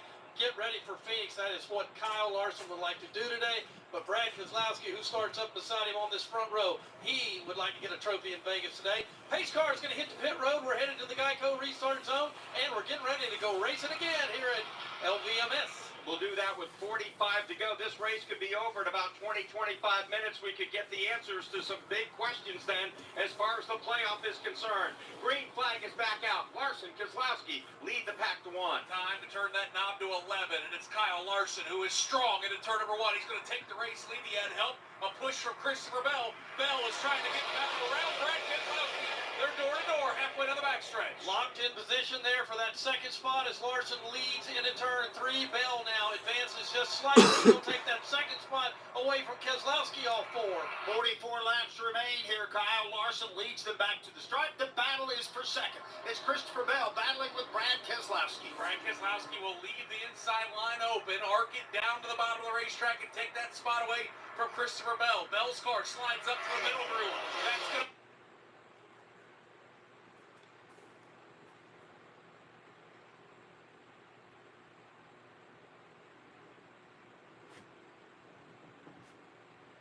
back of that Hendrick Chevrolet of William Byron. Byron buries it right to the bottom of the racetrack. He'll find a little bit of breathing room.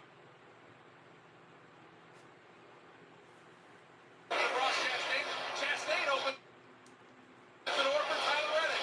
Tyler Reddick having a good solid run here this afternoon. He's looking for position. He'll go to the bottom of the racetrack, trying to make a move on Chastain. Chastain shuts the door. It's Larson up front off 4.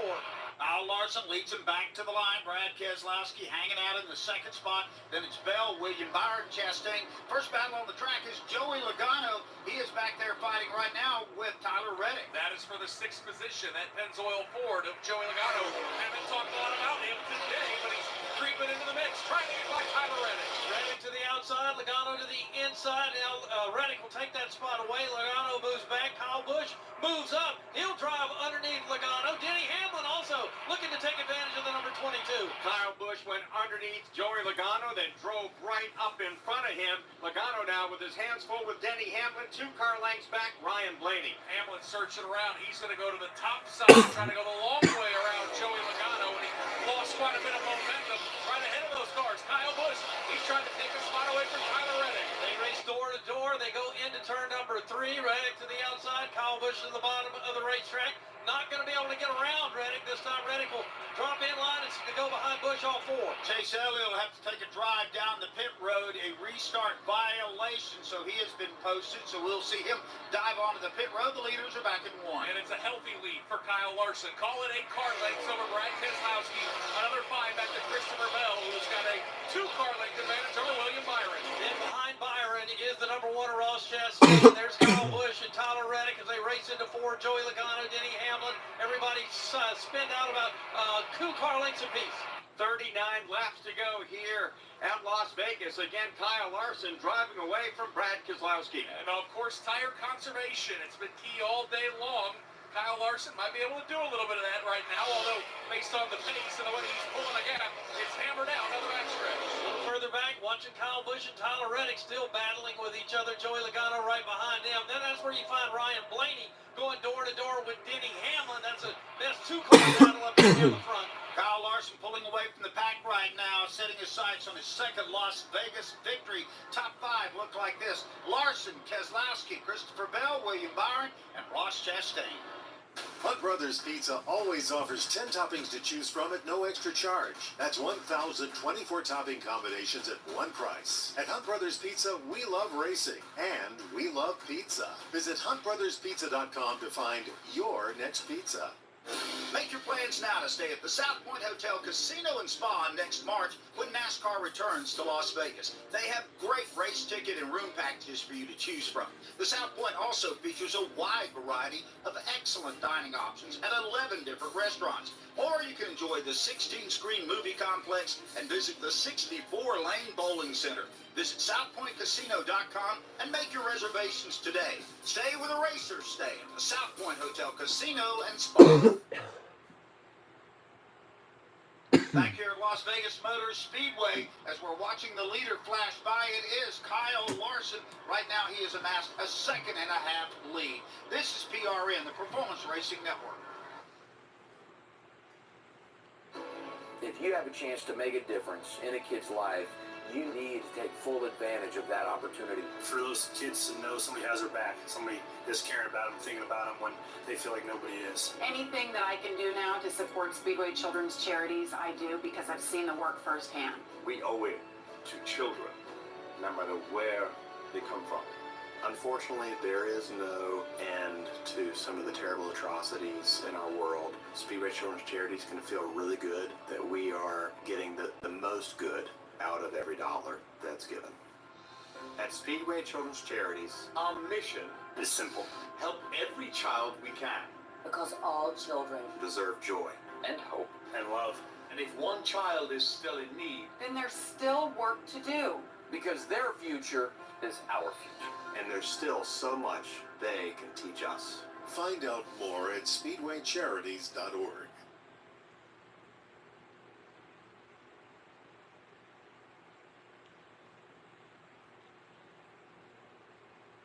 Hey, this is Joey Logano, and it's time for the Coca-Cola Racing Family Update. And it comes to you with 34 laps to go. Joey Logano, by the way, is the top-running Coca-Cola Racing family member now in 8th. 10th is Denny Hamlin. 15th, Daniel Suarez. Austin Dillon, 24th. And Chase Elliott is running 32nd. Coke Zero Sugar tastes so good, people will take a taste any way they can. So when you're enjoying a Coke Zero Sugar, be ready to protect it because one sip begs the question, is this the best Coke ever? Take a taste and see. We've had a 15-lap green flag run here, and it's been really profitable for Kyle Larson as he is starting to gap the field. Here comes Larson across the start-finish line. Takes a couple of seconds before Brad Keselowski comes into the picture. Exactly 2.24 seconds for Keselowski. And Mark, this is the biggest lead I think we've seen today. Well, this kind of reminds me of yesterday when Riley Hurts picked him up and laid him down at the end, just streaked away from the field to win his first ever Xfinity Series race. Kyle Larson looking very comfortable now out front, and that car, Doug, seems to be able to go anywhere he wants. Kyle Larson has won here before. Of course, he's had a really good year, maybe not what all of us thought he might have. He's got 3 wins. He won at Richmond, Martinsville, and Darlington. I think for most drivers, Mark, you say you can have 3 wins in the year, they'll be happy. Yeah, but if you're a guy like Kyle Larson who's had seasons where you get double digits, maybe not so, but he's on the way maybe to his 4th one of the season. And Doug, when he comes down to the line this time, he is going to lead his 103rd lap in this race. He came into this event as the lap leader on the NASCAR Cup Series and now has gone over 1,000 laps led in 2023. And I think that's a mark of greatness. That's a mark that you're having a really good year. And you've talked about this a lot over the years. You look at laps led, look at number of top 5s. It's not always wins, but when you're leading the number of laps he's going to lead, you also win some. When Kyle Busch was doing his max damage, right, he was out front leading laps. He was not a guy that would lay back like Kevin Harvick and be a closer. Kyle Busch wanted to go out there and beat you down and lead a lot of laps. And again, that's always a telltale sign. You got if you're going to win a race, if you're going to win a lot of races, you got to have speed first. Then they can figure out the handling. And right now, again, Kyle Larson, number 1, laps led by over 100 laps over anybody else. Plans within plans here today at Las Vegas Motor Speedway. I've been watching a nice little battle between Chris Buescher and Martin Truex Jr. Buescher's currently 12th. Truex Jr. is 13th. They're trying to get as many race points as they possibly can because that might be the difference of advancing to the last 4. Kind of tight at the cut line, Doug. +1 right now for Christopher Bell, -1 for Martin Truex Jr. So, yes, every spot will count, you know, whether we're talking Las Vegas, Homestead, or Martinsville. Got to give Truex a little bit of credit, Mark. They were hovering around 20th and 19 all day long, and they picked up some spots here. A couple of cars have dropped out, but they've also earned some on their own. Doug, I never understood that gamble at the end of the second stage to stay out while everybody else Trouble, did. turn 2, guys. I think Ty Gibbs just got the wall again down here in turns 1 and 2. He's driven that car down below the apron. Looks like we're going to stay green, but he used up the right side of that Monster Energy Toyota. Wow, what a rough day for Ty Gibbs. Bad to worse, and maybe a DNF as the car slowly makes its way on the apron of the racetrack heading for pit road. Ty Gibbs down on the bottom of the racetrack, hoping that car at the right front tire doesn't shred and come apart. He's made it onto the entrance of the pit lane, and NASCAR has not brought out a yellow flag yet. Let's check in with O'Reilly Auto Parts pit reporter Brett McMillan. They're waiting for it to get down. So the right front tire is down again, and now he's coming around the pit here on pit road into the side of his crew. Chris Gale is crouching the same. We do not want to let him go until we know what's causing the problem with his right front tires. So they finally were able to get the jack under the car, and now they're going to listen to Chris Gale talk to the crew. They're telling them to get back over the wall. They got guys taking off. Yeah, the tire has come off of the rail and off of the hub. So they're now taking a look up underneath there. So they're going to put the tires. They got the saw back out now, and they're cutting away up underneath. I think some of the tire is wrapped up underneath the car where it came apart. So they're working up under there. So they said they're not going to send it back out until they know what's causing the problem with the right front tire. So he may be here for a little while. Ty Gibbs already being scored 5 laps down. O'Reilly Auto Parts, your professional parts people. Battle for second, Nick Gilman. Yep, Christopher Bell digging on the bottom. He is making Brad Keselowski sweat to hold on to that spot back, Anderson. Brad Keselowski doing a nice job of mirror driving him right now. Every time he tries to get into the corner. This time, though, it looks like Bell will try to go to the bottom side of the racetrack. Can't quite get enough off of turn 4. Keselowski midway up the racetrack. Bell couldn't hold the bottom, slid back behind Brad Keselowski. 23 laps to go here in Las Vegas. And you guys touched on how close the points was. Just +1 for Christopher Bell. So another spot, another point. A 2-car length disadvantage he's got to make up as he and Keselowski race off a 2. Now, right now, Bell doesn't know if he's got a car that can actually race up to Larson as Larson continues to kind of keep the same gap. Right now, he's going to try to make a move on Keselowski. Wants that second spot. They're door-to-door off turn 4. Christopher Bell down on the bottom of the racetrack, down to the apron of the racetrack. Makes the pass on Brad Keselowski. Move Christopher Bell to the runner-up spot. A lot of racetrack you can use there on the front straightaway. So a nice move by Christopher Bell. We'll see if he can now pull away from Brad Keselowski and make up the 20 car lengths needed to run down Larson. It'll be a tall task for the number 20 driver to get up here and battle with his arch nemesis off of turn number 4. Larson continues to have a big lead off of turn 4. The gap between the leaders, 1.8 seconds. And Doug Rice, the last lap, Kyle Larson, 25 thousandths of a second slower than Christopher Bell. They nearly ran identical laps. We've got 21 laps to go here in the South Point 400. The top 5 are Kyle Larson, Christopher Bell, Brad Keselowski, Kyle Busch, and William Byron.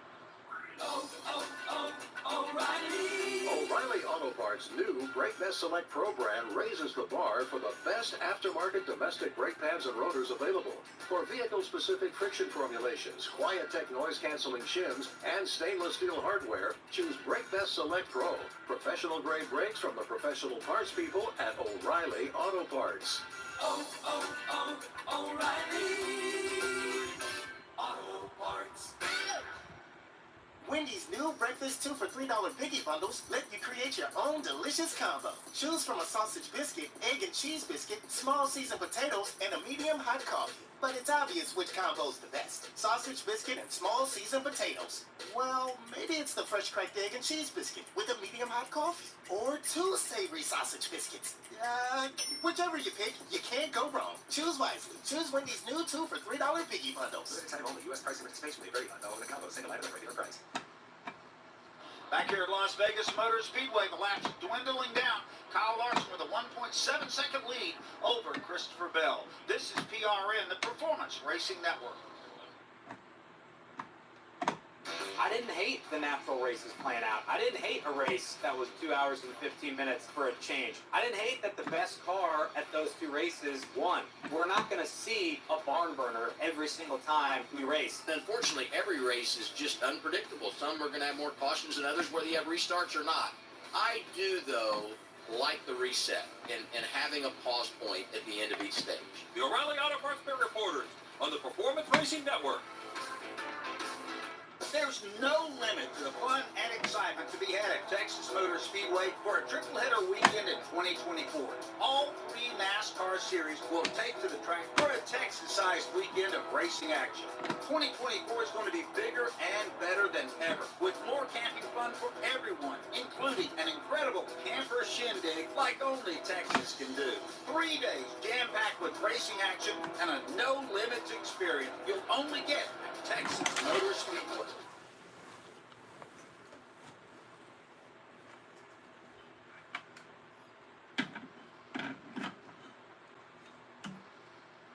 With 16 laps to go, we've reached the Toyota commercial free race to the checkered flag, brought to you by Toyota.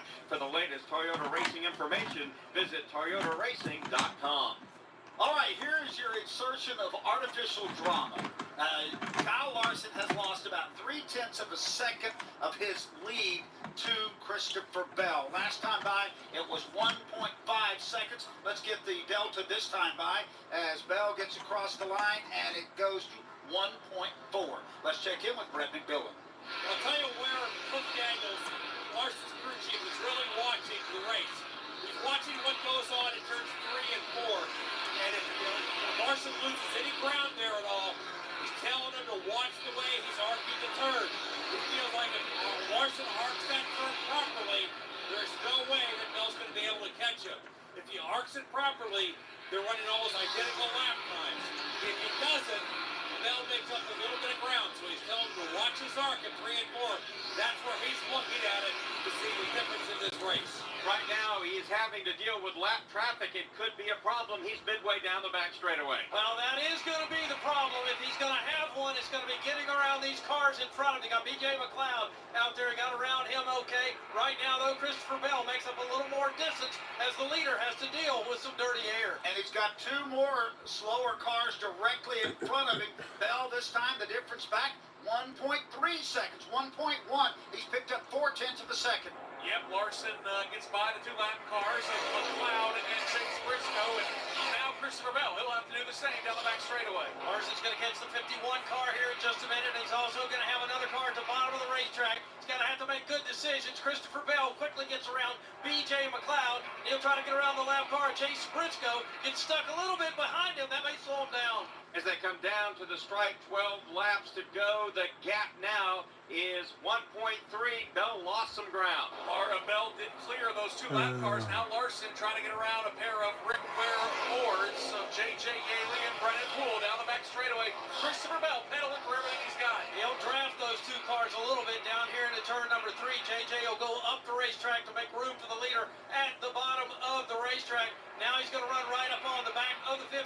And Larson gets slowed up just a little bit there. He didn't get woed up. He dives to the bottom of the racetrack. The good news for Larson here is if he gets around these 2 guys, Nick, there's no more lap traffic in front of him. No, and he just got by both of them in turn number 1. It was a harrowing pass as they went 3 wide, but Pat, there's the breathing room that Kyle Larson was looking for. Yeah, at this point right now, Larson just needs to hold that pretty wheel and keep doing what he's doing. Christopher Bell using the bottom of the racetrack, trying to make up any ground he possibly can on the leader. Getting down to the last few laps here at Las Vegas Motor Speedway. 10 laps to go when they get across the start-finish line. The difference from Larson back to Bell is 0.9 of a second. Yeah, there is no doubt. You can tell Christopher Bell is pushing that Toyota for everything it has. He's got to get around those Rick Ware teammates that are in lap traffic, and Pat, they've been entertaining going side by side. Yeah, this is a tough task for Christopher Bell now into turn 3. He's got to make quick work of these 2 guys, get it down to the bottom of the racetrack. He'll do that this time by off of turn number 4. 9 laps to go. Martin Truex Jr., by the way, has moved up to 10th. He is +1 now at the cut line over Christopher Bell, who's trying to chase down Larson for the win. These 2 drivers started on the front row. Christopher Bell won the pole position. Kyle Larson started to his inside when we got the green flag. Now Bell has cleared that lap traffic. Nobody in chase up Kyle Larson. He's got the rabbit in front of him. Now can Christopher Bell run him down? Larson midway through 3 and 4. Bell is there. Larson can clearly see him. With 8 laps to go, neither one of these cars should encounter lap traffic till the end of the race. Across the start-finish line, the difference now is going to be 1.1 second. And the problem for Christopher Bell is all day long, these two have just been so evenly matched. They both spent time in the lead. They both had to battle back into the top 5. 2 really good race cars, Pat, here at the closing stages. Down in Ellis straightaway, once again, Christopher Bell looking hard as he tries to make his way down at the very bottom of the racetrack. He can once again see the leader, but he can't catch him off 4. With 7 laps to go, the lead 2 have broken away from third place Brad Keselowski by 3.5 seconds. They're back in 1. Yeah, Keselowski, in fact, Kyle Busch may be running him down for that 3rd spot in the running order. Kyle Larson working the middle of the racetrack out of turn number 2. Christopher Bell about 10 car lengths behind. It'll stay 10 car lengths as they race by the giant American flag on the backstretch out next to that bright yellow wall. Larson down to the bottom of the racetrack, right on that white line. Looks like a qualifying lap here at Las Vegas. Larson rolls out of turn 4 back to the line. A half a dozen laps to go. Bell has closed the gap ever so slightly across the line. The difference this time, 0.8 of a second. That's what it says on the stopwatch on the racetrack. It's about 8 car lengths. Sun continues to shine on Kyle Larson, but Christopher Bell, does he have anything for him here in the closing lap? Come on, Bell. Once again, down into turn number 3, pulls on the wheel, takes that Chevy to the bottom of the racetrack. The Toyota, the red and black Toyota, trying to chase him down. Visually, it does look like he closes. All right, guys. 5 laps to go here at Las Vegas. Will Bell be able to catch up to Larson? Here we go. Screw the commentating. I got me now. All right, here we go. Coming down the backstretch. 5 laps to go. Kyle Larson still in the lead. Going in turns 3 and 4. Christopher Bell uses the high line. Gets a little bit of a better run here off the corner. Makes up a little bit of time there. Coming to the line. 4 laps to go. Christopher Bell getting closer and closer to Larson. What will Larson do? Will he be able to hold it off here? Going in turns 1 and 2. 4 laps to go. Bell using that high line again. Catching up. Slowly catching up to Larson. Going in turns 3 and 4. Bell using that high line still. Coming out of turn number 4. Here we go. Coming to the line. 3 laps to go here at Las Vegas. Bell about half a second away from catching up with Larson.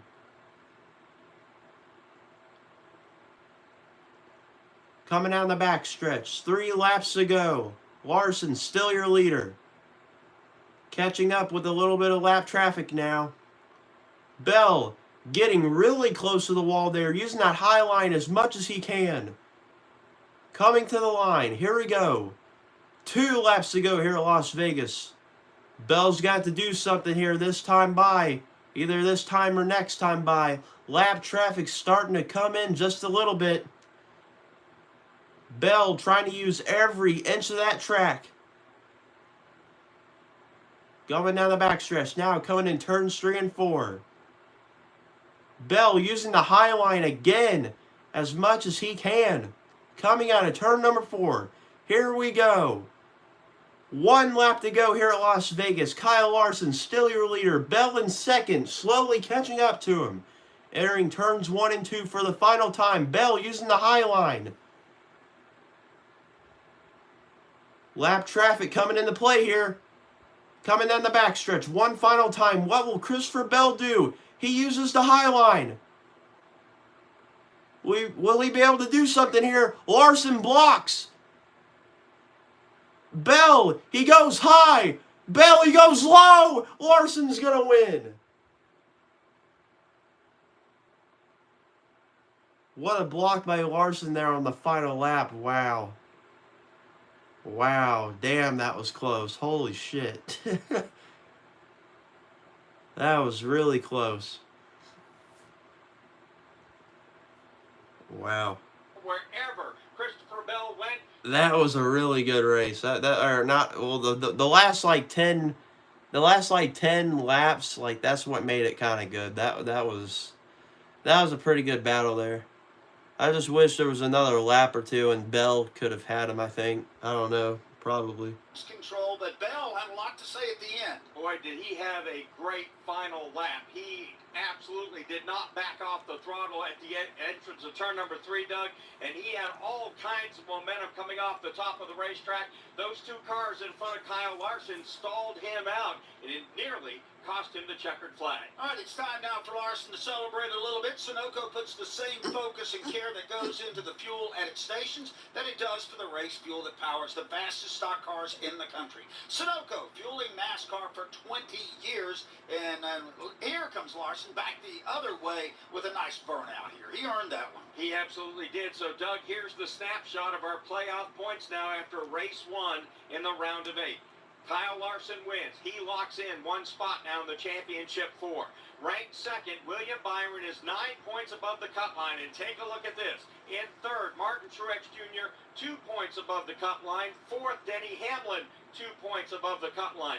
Christopher Bell, the runner-up, he is -2 in 5th, -16 in 6th. It is going to be Tyler Reddick. -17 in 7th is going to be Ryan Blaney. -23 in 8th, Chris Buescher. A lot to be decided next week in Miami Homestead and then Martinsville as we whittle it down to the final 4. We know who one of the players will be when we get to Phoenix. Doug, we talked about the fact in our pre-race show, 6 drivers have won this 7th race, gone on to win the championship.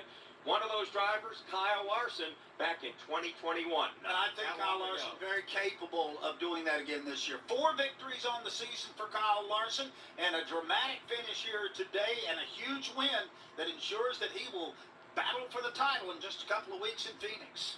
Man, give those guys 2 weeks now to just run sims on Phoenix. Yeah, we're good at Miami, we're good at Martinsville, but, if we win, we win. If we don't, we don't. Let's go down now to O'Reilly Auto Parts pit reporter Brad Gilly. Hometown race for Kyle Busch, a 3rd place finish with this number 8 Chevrolet. And Kyle, it looked like a pretty taxing day out there, but how was your race car? How do you assess this day? Yeah, I mean, a really good day, solid day. Really appreciate Randall and all the guys giving me a great piece when we unloaded here. And qualified up front, ran top 10 all day. Just, weak spots are restarts. I just get in bad spots and lose spots at times and can't get my way forward. Like a couple other guys can do a better job on doing that. But overall, just real pleased with the day. We made adjustments all day long. We rallied forward all day, and there at the end we were really good. So, need 100 more laps. All right, guys. I think that's going to do it here for today. Guys, again, thank you so much for stopping by. My first stream in 2 weeks. Never thought I'd say that, but damn. My first actual race stream in 2 weeks. But yeah, guys, I will be back next weekend. All right? So, guys, don't be scared. I'm going to be back next weekend. So, guys, again, if you don't want to miss out on these races, make sure that you are subscribed. I'm back, and I'm going to stay here for as long as possible.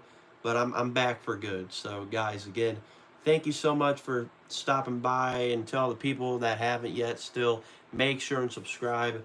That's going to do it here, guys. I love y'all, guys. Stay safe. Have a good afternoon. Have a good night wherever you're at. And, yeah, guys, just, again, keep up with the support. Seriously, it means a lot. And, yeah, guys, that's going to do it here. Decent race, I guess. Again, guys, thank you so much for stopping by. Love y'all. Stay safe. And have a good night. See you guys. Thank you for the support. Keep it up. See you. Bye-bye.